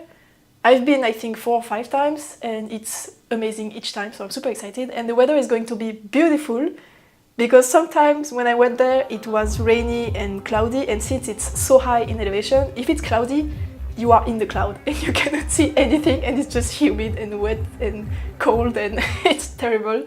But this year it's going to be amazing because it's a bright sun, so I'm probably going to be very sunburnt. I will do my best to put sunscreen, but yeah, as you can guess, I'm going to be pretty wasted and I think sunscreen is going to be the last thing that will be in my mind.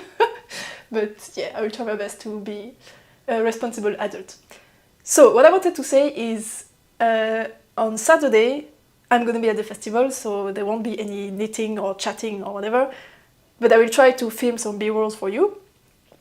And on Sunday I'm gonna be hangover like like the hangover of the year. So I think the last thing I'm gonna want to do is to edit a video. But we never know, maybe I'm gonna recover by midday and they edit the video, I have no idea, but probably not. Let's say I won't. So I think I'm gonna publish the video Monday, end of day, something like that. Which means it's gonna be Friday, Saturday. And now the question is, do I finish the vlog series on the bang with this festival, knowing that there will be hardly any speaking at all, any knitting at all, because on Sunday my boyfriend will be there, because we're going to be together here, and I don't want to film and talk when he's there. I'm not there yet, I feel too self-conscious. So I won't be able to tell you anything on Sunday, neither on Saturday, because it's going to be the festival. So do I end with the big musical event, but no knitting, no talking? Or do I film another episode during Monday and Tuesday? It's gonna be probably a shorter one, because I'm gonna have to edit for most of Monday. And then I can end with like the last news on the flappy hoodie design and tell you about the festival, how it went, and yeah, do a bit of chatting. But it's gonna be a little bit less wow as the last episode. I know a lot of you are gonna say, do one more episode just because you want to see more content, but try to not think about that and just take a step back and think, would it be better to end with the festival, or would it be better to end with a review of the festival and a review of the week? Which I don't think I'm gonna be able to do tomorrow, because we're gonna leave, I don't know if we're gonna leave tomorrow evening, because we're gonna sleep in the van, my boyfriend and I. So I don't know if we are gonna go already tomorrow evening, or if we're gonna go Saturday morning. I don't know yet. Anyway, that's my question for you today. And other than that, no, wait, I have something super important to tell you. I blocked my swatch. This is like the only knitting thing I wanted to tell you about. This is the first swatch, and this is the one I did yesterday night, and I blocked it this morning.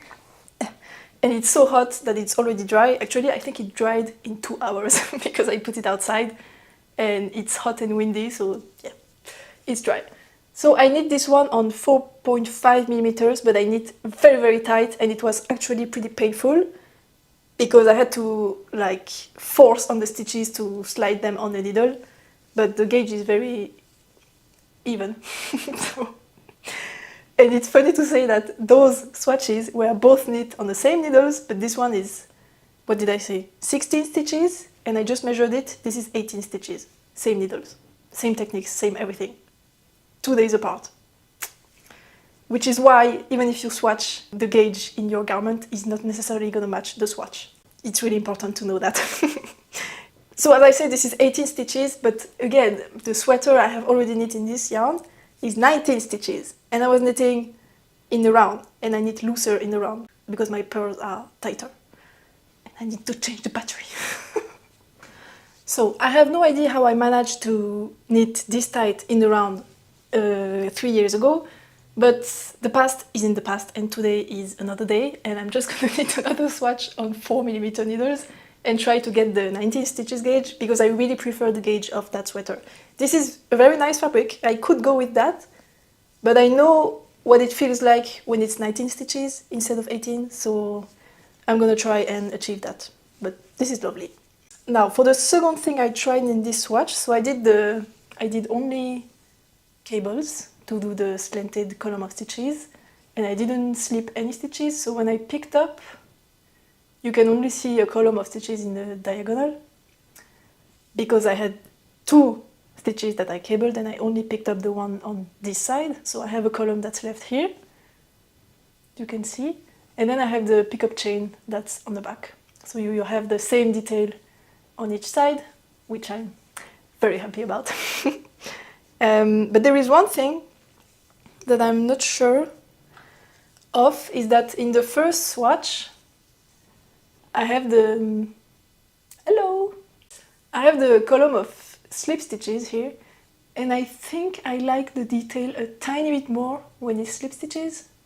is it worth doing the slip stitches? Is it not good enough like this compared to this? It's a very small difference. I think I'm a little bit overthinking there. But I really think it's cuter that way. I don't know. I will still think about it. But if you have an opinion, definitely let me know. I'll try to have the two of them next to each other, so you can maybe tell. Wow, this is really difficult to show. So here is the slip stitches. There. And then the non-slip stitches. Note that this fabric is a lot looser, and I did increases here, which is why there is a little gap between the slip stitch column and the rest of the fabric. So imagine the density of this fabric, but with this detail, which I know is a bit difficult, but I heard the sound. It's stressing me out. And the other thing I'm not completely happy about is the pickup rate. You can maybe tell it's slightly puckering. There is a tiny bit too much fabric in the moss stitch compared to the rest. If I hold it still like this, you can tell it's a little bit going out on each side because I picked up too many stitches. Did you hear that? Wait. Yeah. Anyway, there is too much fabric. I picked up too many stitches. And I need this on 4mm needles already. So this is the correct gauge I want. So if I knit this fabric tighter, I will really need to pick up less stitches. Otherwise, if this moss stitch part stays the same size, but the fabric below shrinks, it's going to be really too big. So 2 adjustments. Smaller gauge for the stockinette and pick up less stitches for the moss stitch. And then I can finally start with my sample. But I am still unsure about the construction. I think I will go with the ziggurat method. I've been looking it up a bit and it sounds really interesting. Actually, I have already done it, but reverse from the bottom up. And it's exactly what I did in the bottom up version, which is funny because I didn't look it up when I did that.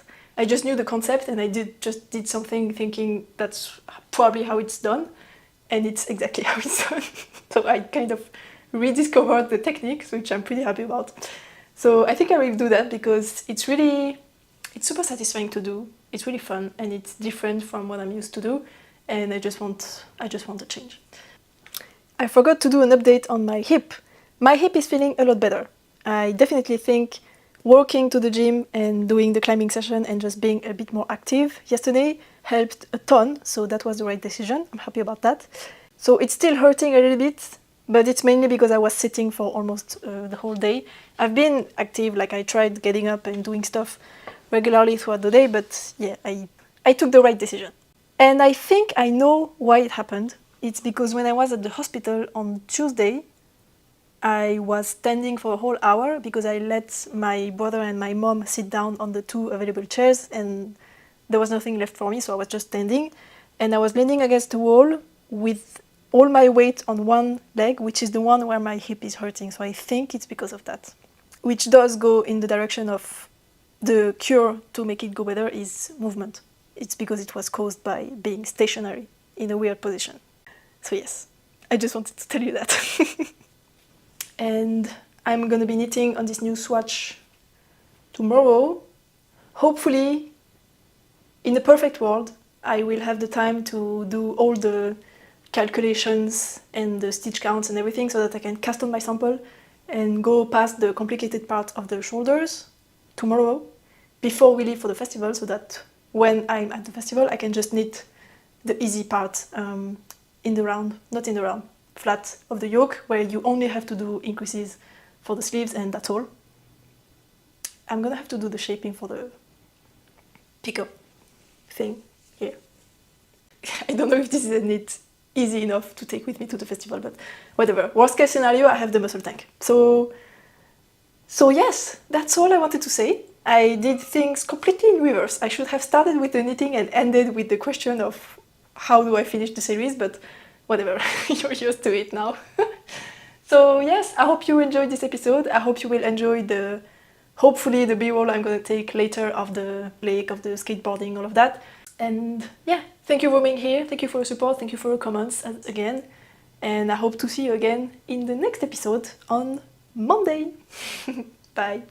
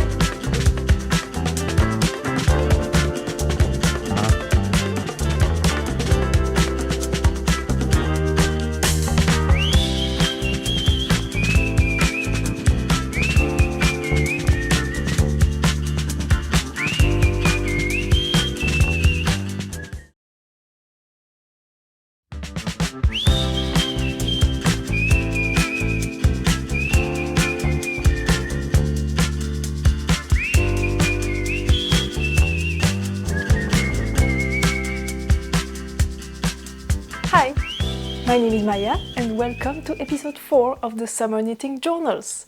Today is Friday, so day 8, and I just spent the morning finishing the editing of episode 3 and I published it, but I haven't gone through the comments yet, so I don't know what you're gonna have suggested for the question I asked at the end of the last episode, but let's see if I have any. Yeah, I do have. But we'll go into that after, because I have a few things I want to talk to you about that I forgot to mention before, because I cannot seem to just remember to talk about the things I want to talk, even though I have a list. I don't know. So first, before I forget, I did finish lengthening the sleeve of my white day cardigan. So this is the sleeve I finished. You can see I blocked it here. Finished the sleeve until the cuff. And I did the surgery yesterday or 2 days ago. I am completely lost in the days we are living because I am half in the now and half in the editing and half in the... I have edited this but I haven't posted it yet. So it's a complete mess in my brain. So I did this in the past but I don't remember when.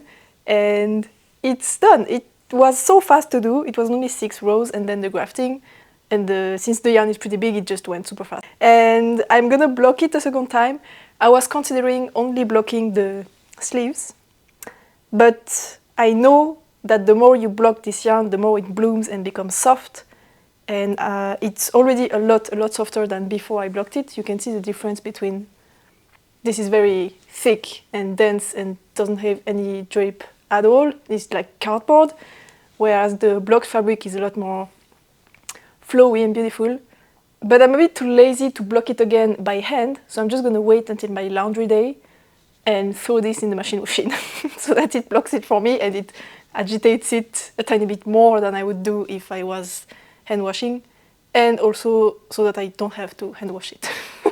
I trust my machine washing, my washing machine to do the job for me without felting anything, so I'm just gonna do that.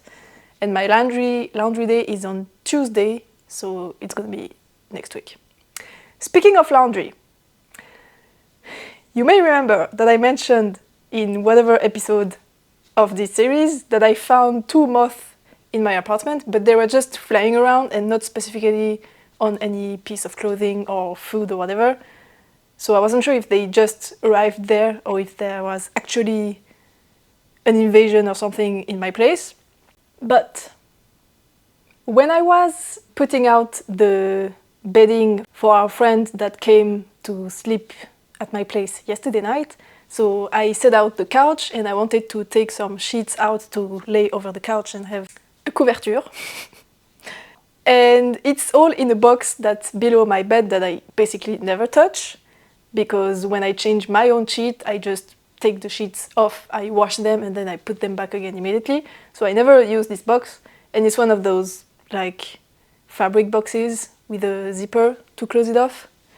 I opened it and I started foraging through it to find what I was looking for, and I saw a little bug, a little like larvae-like thing that was crawling around and it was moving and it was clearly alive. And I did find some others that were dead, but I couldn't find any evidence of moth cocoons or anything, so I don't think it's moth, and I don't know what it is. I took a video. It's a bit gross, but maybe someone will know what they are. And yeah, I immediately took the box out of under the bed and I threw it on the balcony, terrace, whatever, where it's super mega hot and it's in bright sunlight, and I hope the heat and the sun will kill some of the insects that are in there while I wait for my laundry day to come, which is on Tuesday, because I cannot wash anything if it's not my laundry day.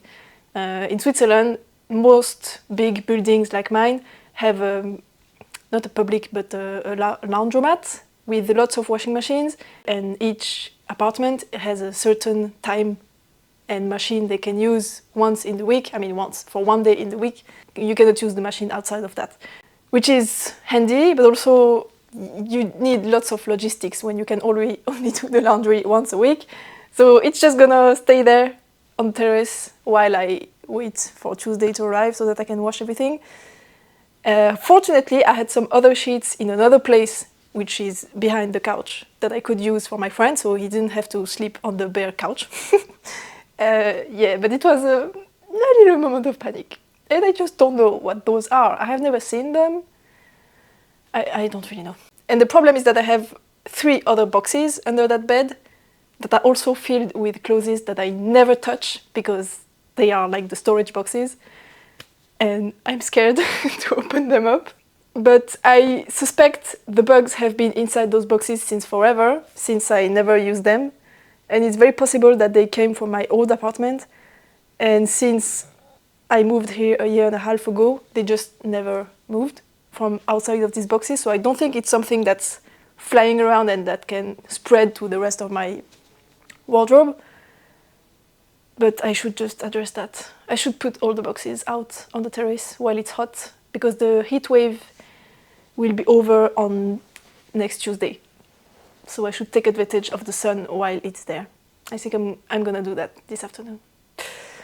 Yes, nice program for the rest of the day and for next Tuesday.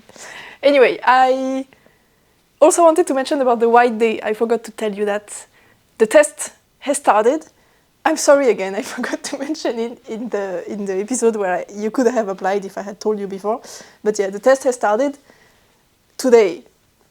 I'm gonna send out the pattern to the selected testers today.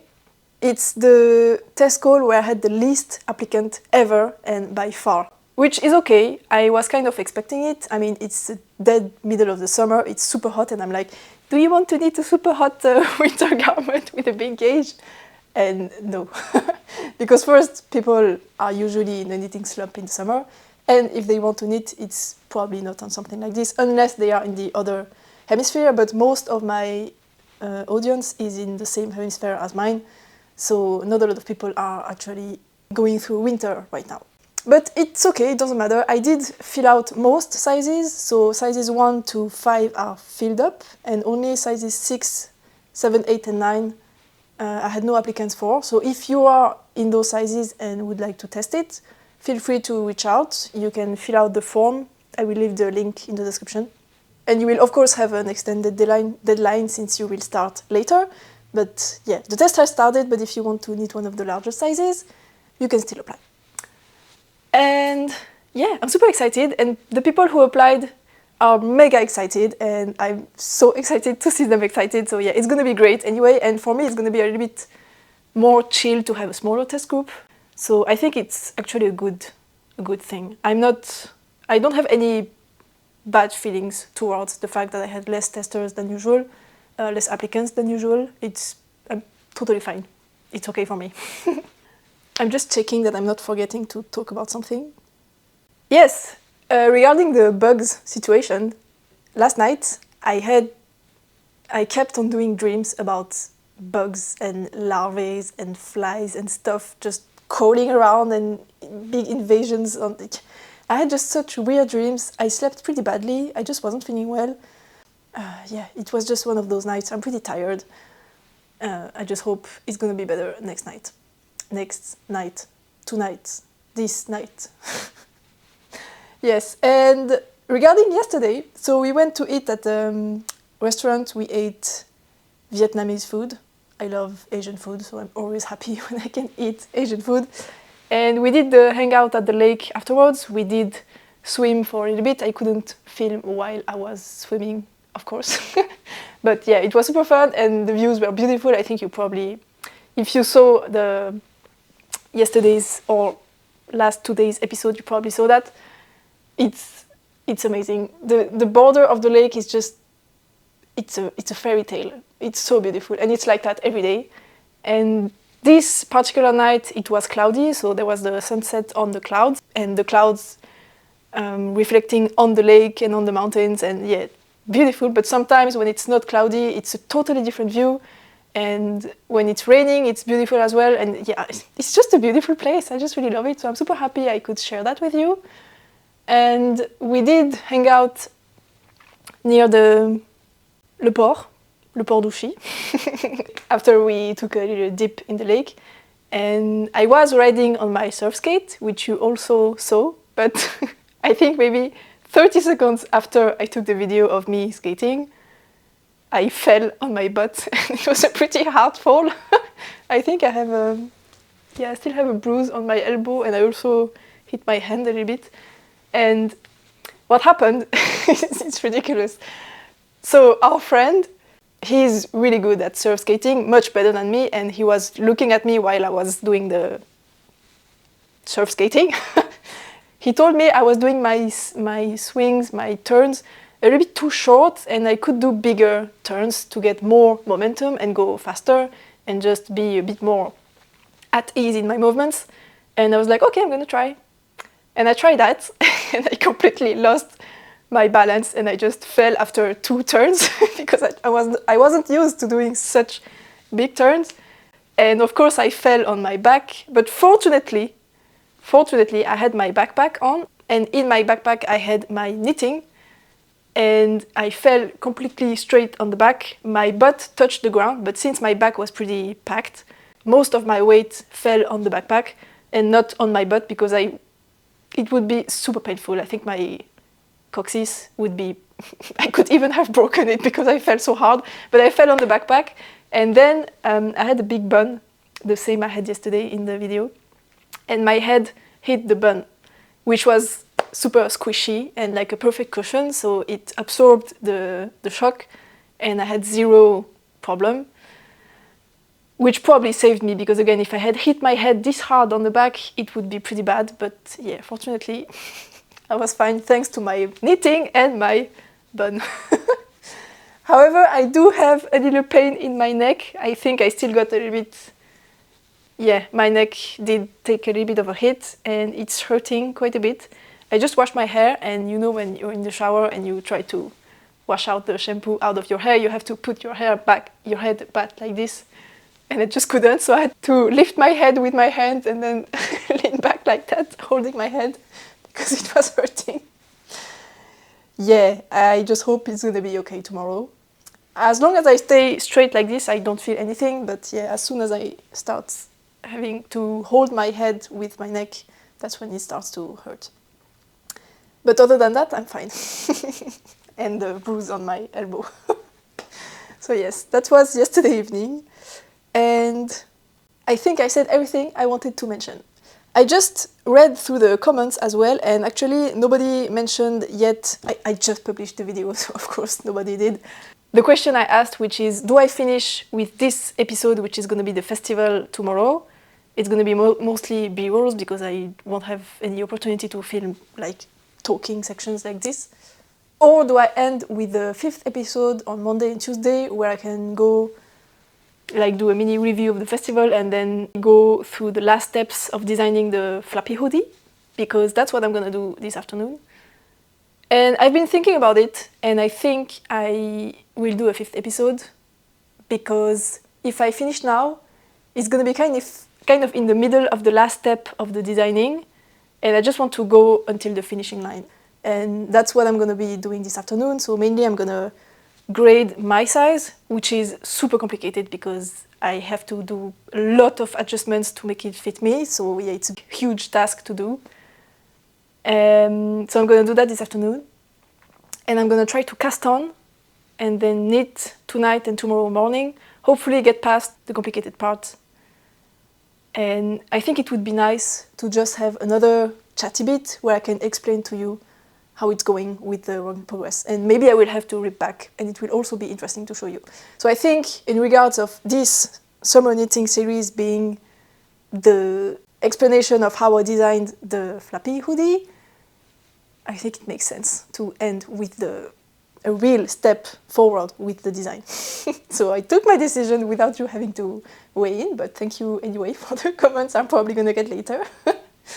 And I was thinking about something I wanted to mention, and it's something I didn't write down. And it was something important. Yes, the swatch. I was also talking about the fact that I wasn't sure if I wanted to have a column of slip stitches next to the pickup. I'm gonna grab the swatch. The column of picked up stitches here, next to the pickup of this flappy part. I wasn't sure if I wanted to have a slip stitch column there or not. And I just saw someone left actually a comment about that, saying that they prefer the non-slip stitches. And I've been thinking about it as well. And I also think I took my decision, because one of my arguments was that I wanted to have this side of the pickup where you're gonna have the column of stitches that are untouched here. I wanted this side to match the other side, and the other side is gonna be a column of stitches that won't be slipped, because you know why. It's easier that way. And if I have a column of slip stitches here, it's not gonna match the other side anymore. So no, I'm not gonna do that. So I answered my own question this morning. I had a moment in my bed and was like, wait a minute. So basically all I have left to do is to cast on my own sample. I am pretty sure I'm gonna hit a few roadblocks, because it's gonna be a pretty complex shaping around the shoulders.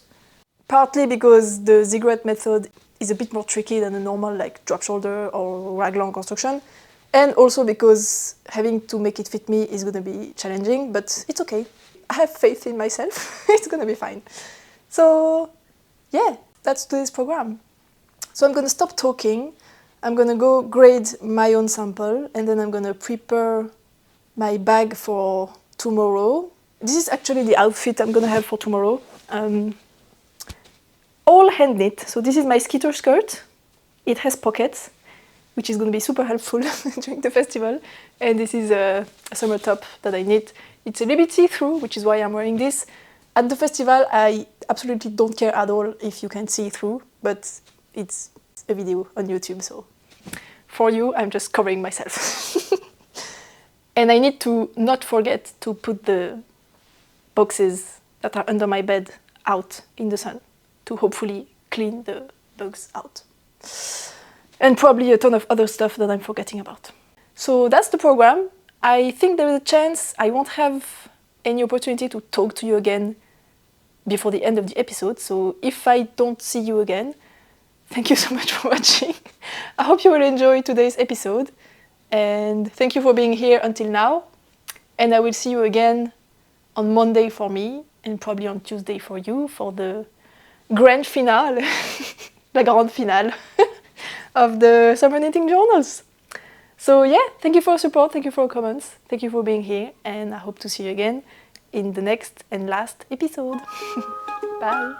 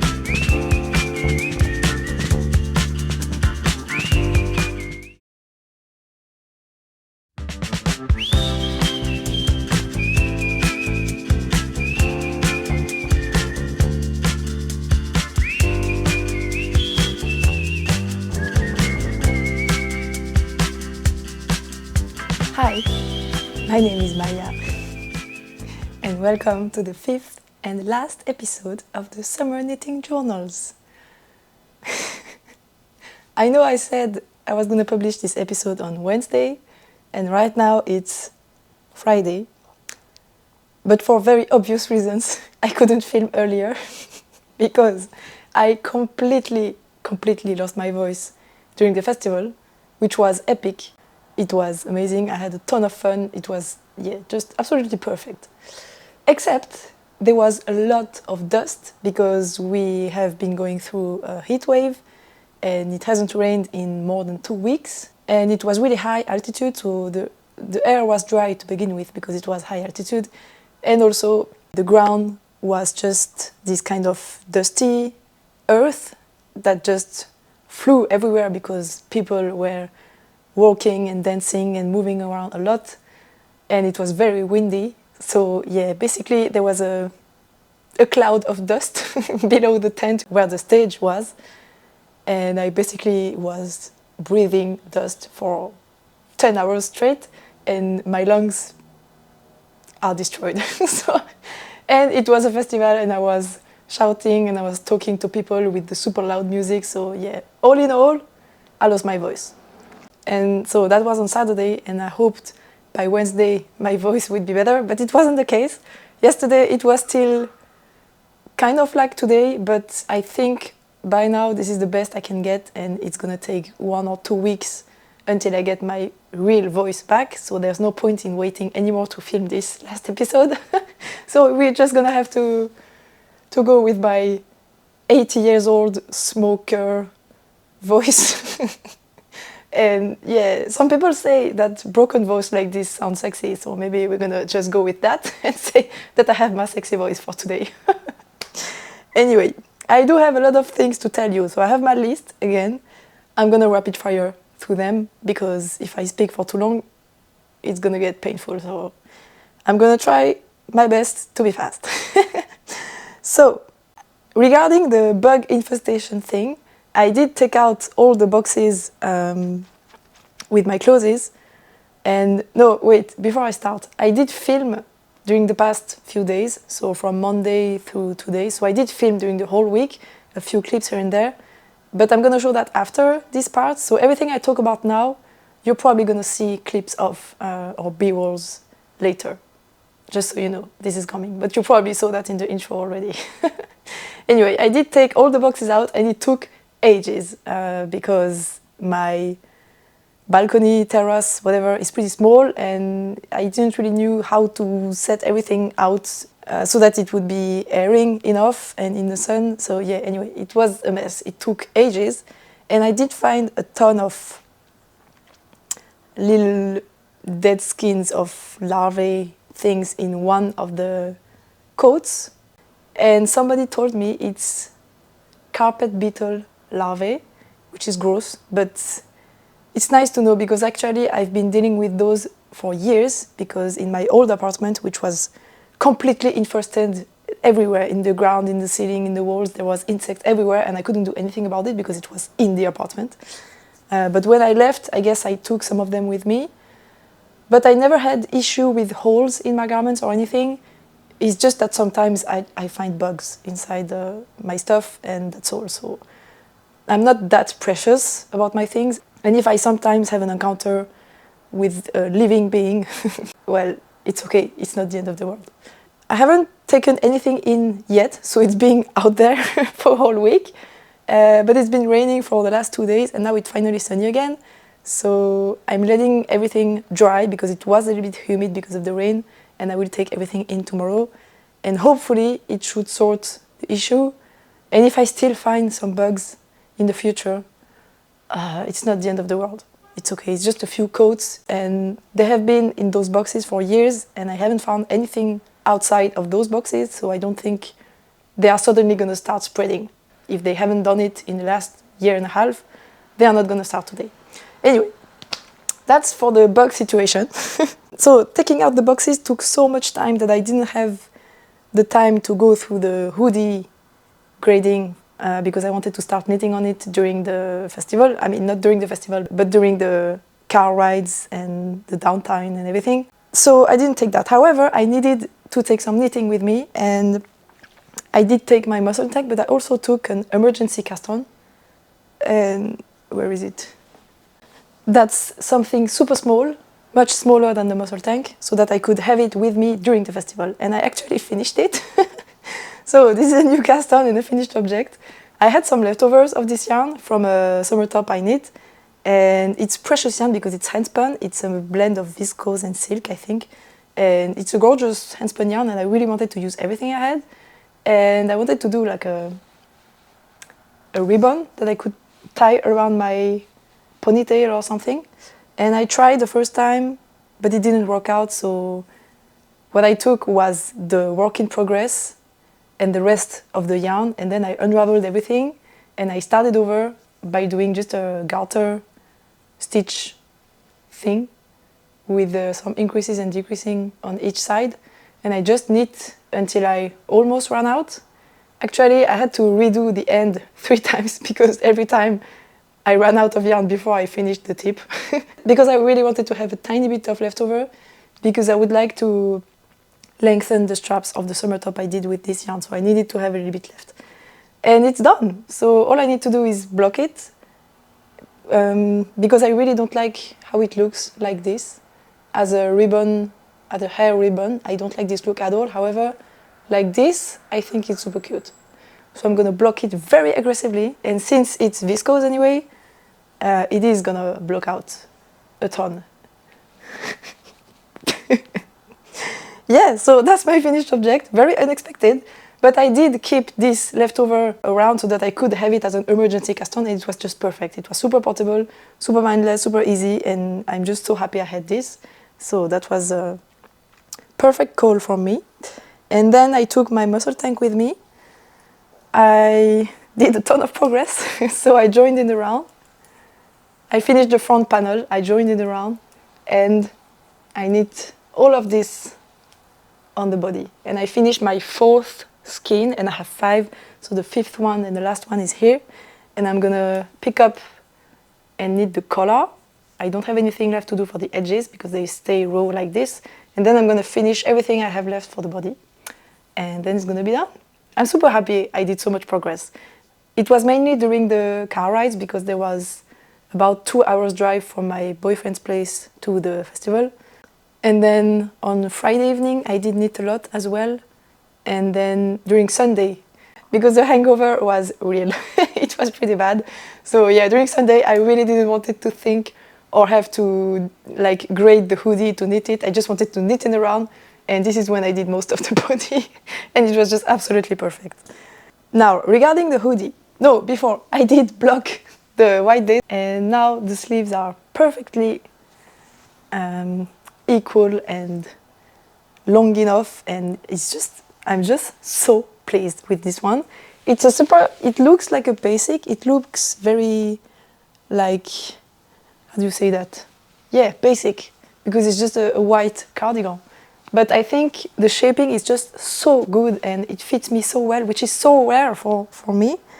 And yeah, I think it looks very polished, but easy at the same time. Where is the buttonhole? And I'm just super happy about this. With my long sleeves that cover my hands, even if I move around, this is long enough. And then when I'm standing, it looks like this. So they go pretty low. And if I ever put a coat on, I'm still gonna have the wrist that's covered, which is what I want. I'm just so happy. And yes, the test is underway. And everybody is enjoying it and having fun, and yeah, just good news. I'm just so pleased. Anyway, I'm super hot. It's hot again today.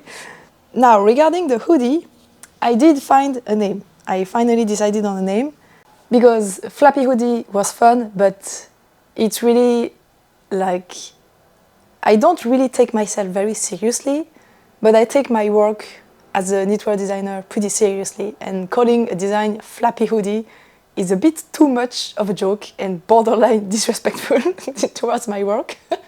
No shade to you if you ever call your pattern Flappy something, but yeah, for this design, it was a pretty serious thing in my mind, and I thought, yeah, Flappy Hoodie was just not serious enough. But the new name I have in mind is kind of in the same vein, but it's a serious version, kind of. Anyway, without further ado, the name I decided to go with is Shady Hoodie. Because first, it's super fun to say, and it sounds so good, and it like rolls off of the tongue so well. Shady Hoodie. Yeah, that's the first reason. And then the yarn I used is nightshades, so it's kind of a subtle, how do you say that? Dédicace to the name of the yarn, even though you're not supposed to use this yarn, you can totally substitute it for something else. But yeah, nightshades, Shady Hoodie, I thought it was just very fitting. And also because the flappy detail here is gonna cast shade over the rest of the garment. And it's one of the things that make them beautiful, is the fact that you're gonna have depth in the garment because of this detail that's gonna stand out. And I just think shady is good.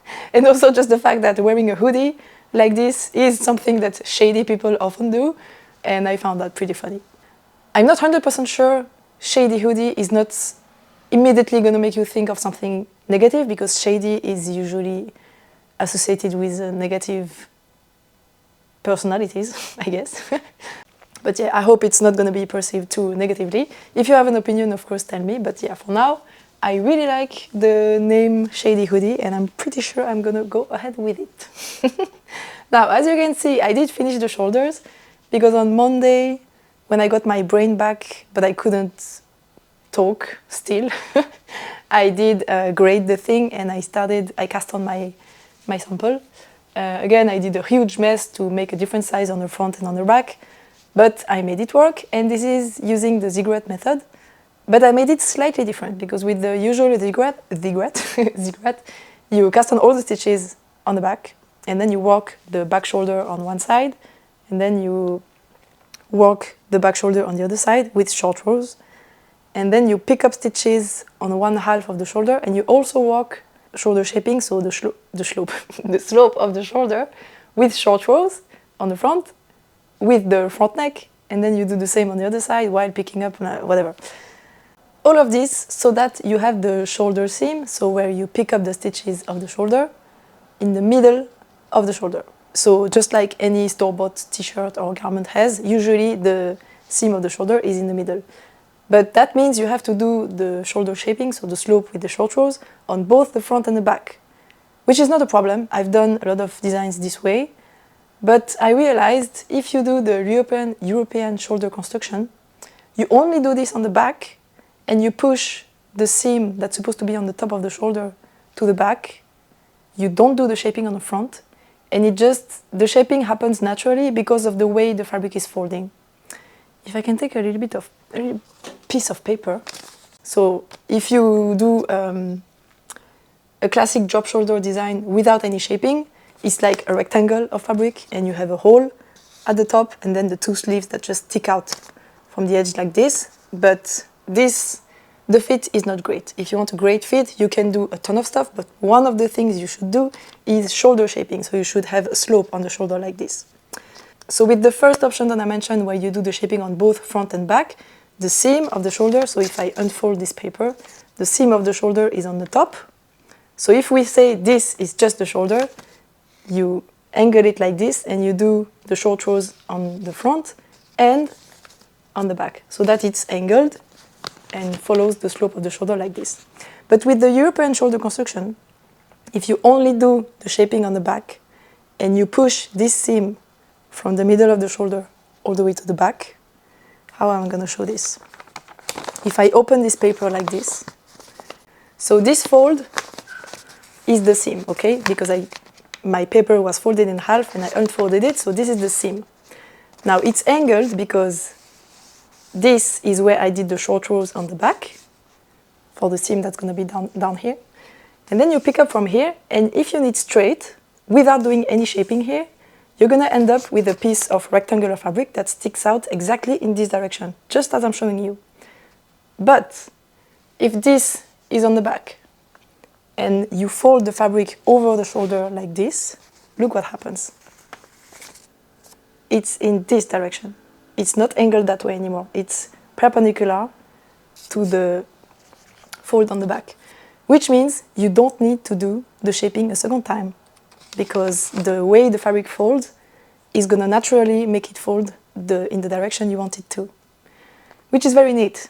And this happens because if I take it like this, so this is the seam on the back, if I fold it around the shoulder like this, and then the neck, if I put this paper on my shoulder and I put the fold on the back like this, the neck hole is only in this straight section.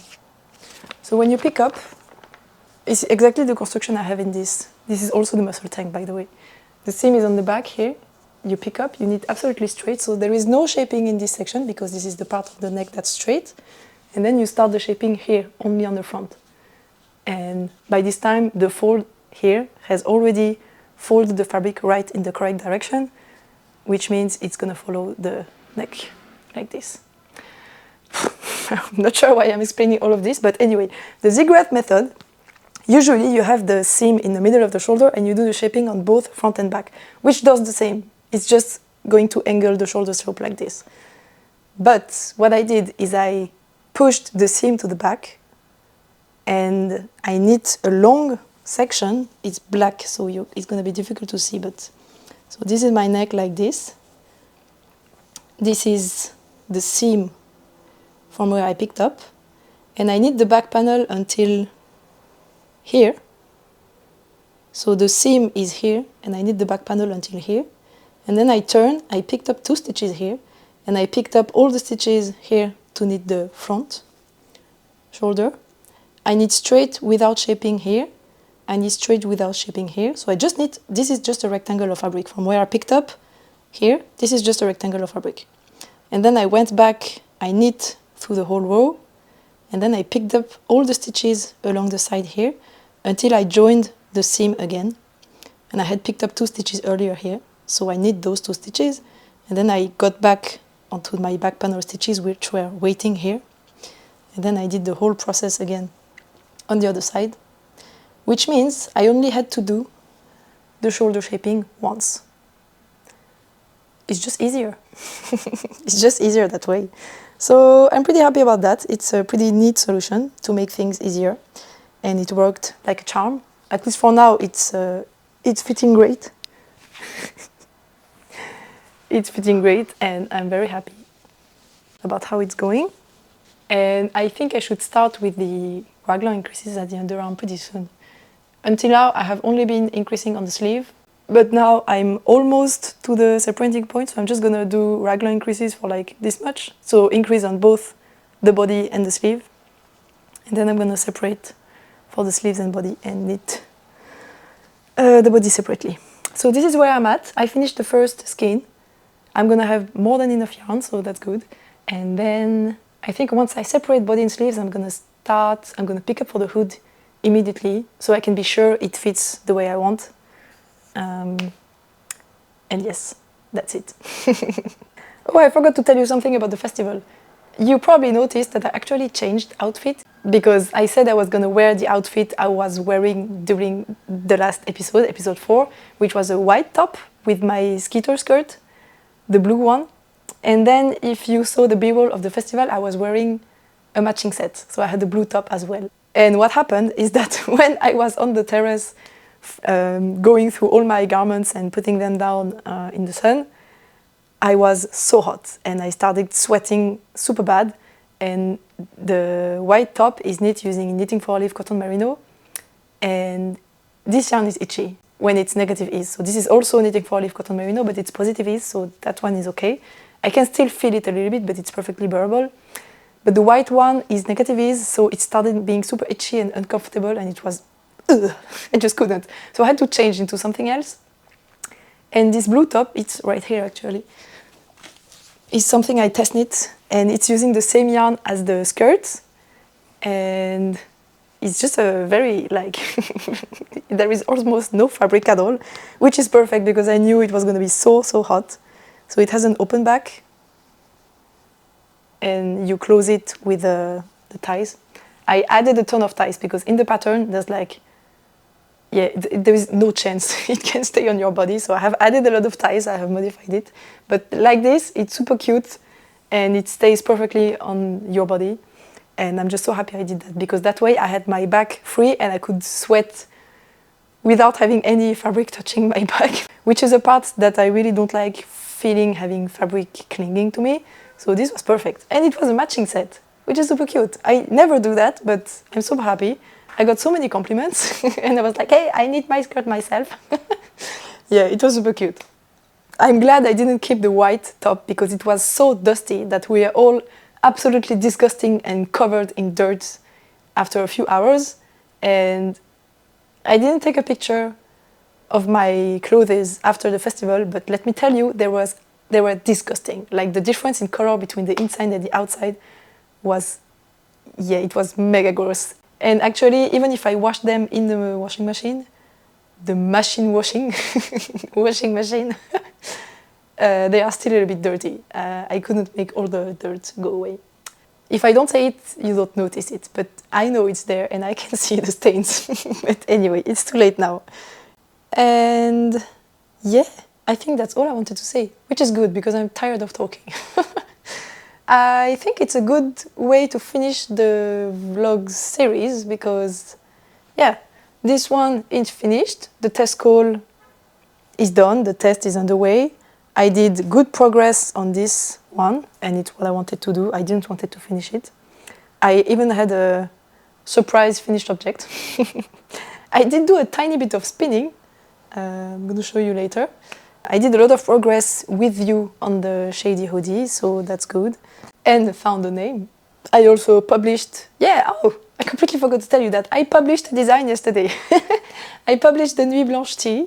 It came out on Ravelry and Payhip, and you can get it for 50% off until Sunday. Sunday is going to be the 24th of August, end of day, Central Europe time. If you use the code NUIT, Happy Nuit, on both Ravelry and Payhip. I'm going to have all the links in the description box below. And yeah, I hope you will enjoy this one. I'm super proud of this t-shirt, especially the testers versions. I'm like so impressed that it fits everyone so well. It was the point. I did put a ton of shaping in that one because I wanted the fit to be excellent, despite it being a very oversized drop shoulder. And some testers knit it with less ease, like zero ease, or even someone has negative ease, I think. And it fits them perfectly. And someone did a super oversized version, and it's just so incredibly cool. And I knew it would fit with the intended ease, but I wasn't expecting the fit to be so good with less ease or more ease. It's like you can go in every direction. It's the most versatile pattern ever, and I didn't even do it on purpose. And now I want to make myself all the versions. I want to make a tight t-shirt, I want to make a super oversized version, I want to make a dress, I want to make a long sleeve version. It's just gonna work for everything. So yeah, if you need a very versatile basic t-shirt pattern, just get the Nuit Blanche. You can also easily take out the tuck detail on the sleeves if you don't like it. And the sleeve is this detail I was mentioning where the seam is in the middle of the shoulder and you do the shaping on both the front and the back. It is a little bit more complicated because you need to do the short rows twice. However, the seam is on the middle of the shoulder, which is a look that I slightly prefer compared to having the seam on the back. But this is black, so I don't care. And if it's not something too oversized, I like having the seam on the back, but I just don't like this look when it's something very oversized, because when there is a lot of positive ease, if the seam is on the back, I find it gives kind of a it's not fitting properly look. It looks like the thing is kind of sliding on the back, whereas if it's fitted on the shoulder like this, or like this is gonna be, I think the position of the seam is a little bit less critical. It's just my opinion. Anyway, it's a great fitting t-shirt. And yeah, I did that. And also regarding my personal life, my dad got his last surgery yesterday, or 2 days ago, I don't remember. It was pretty complicated, but now it's fine and it's finally done. It's behind him and he's gonna come home tomorrow. And we're gonna go with my boyfriend to install the handrail in the stairs. And hopefully he's gonna recover pretty soon. But that's also kind of finished, sorted. And regarding my hip, it's much better. If I stay sitting for long hours, I can feel it starts to hurt. And at the end of the day, if I spend the whole day sitting, it's kind of painful. but other than that, it's completely gone. I went climbing yesterday and I didn't feel anything. I didn't take any footage because it was very crowded. It was raining like crazy, so everyone was at the climbing gym. So yeah, I couldn't film anything, but it wasn't very interesting anyway.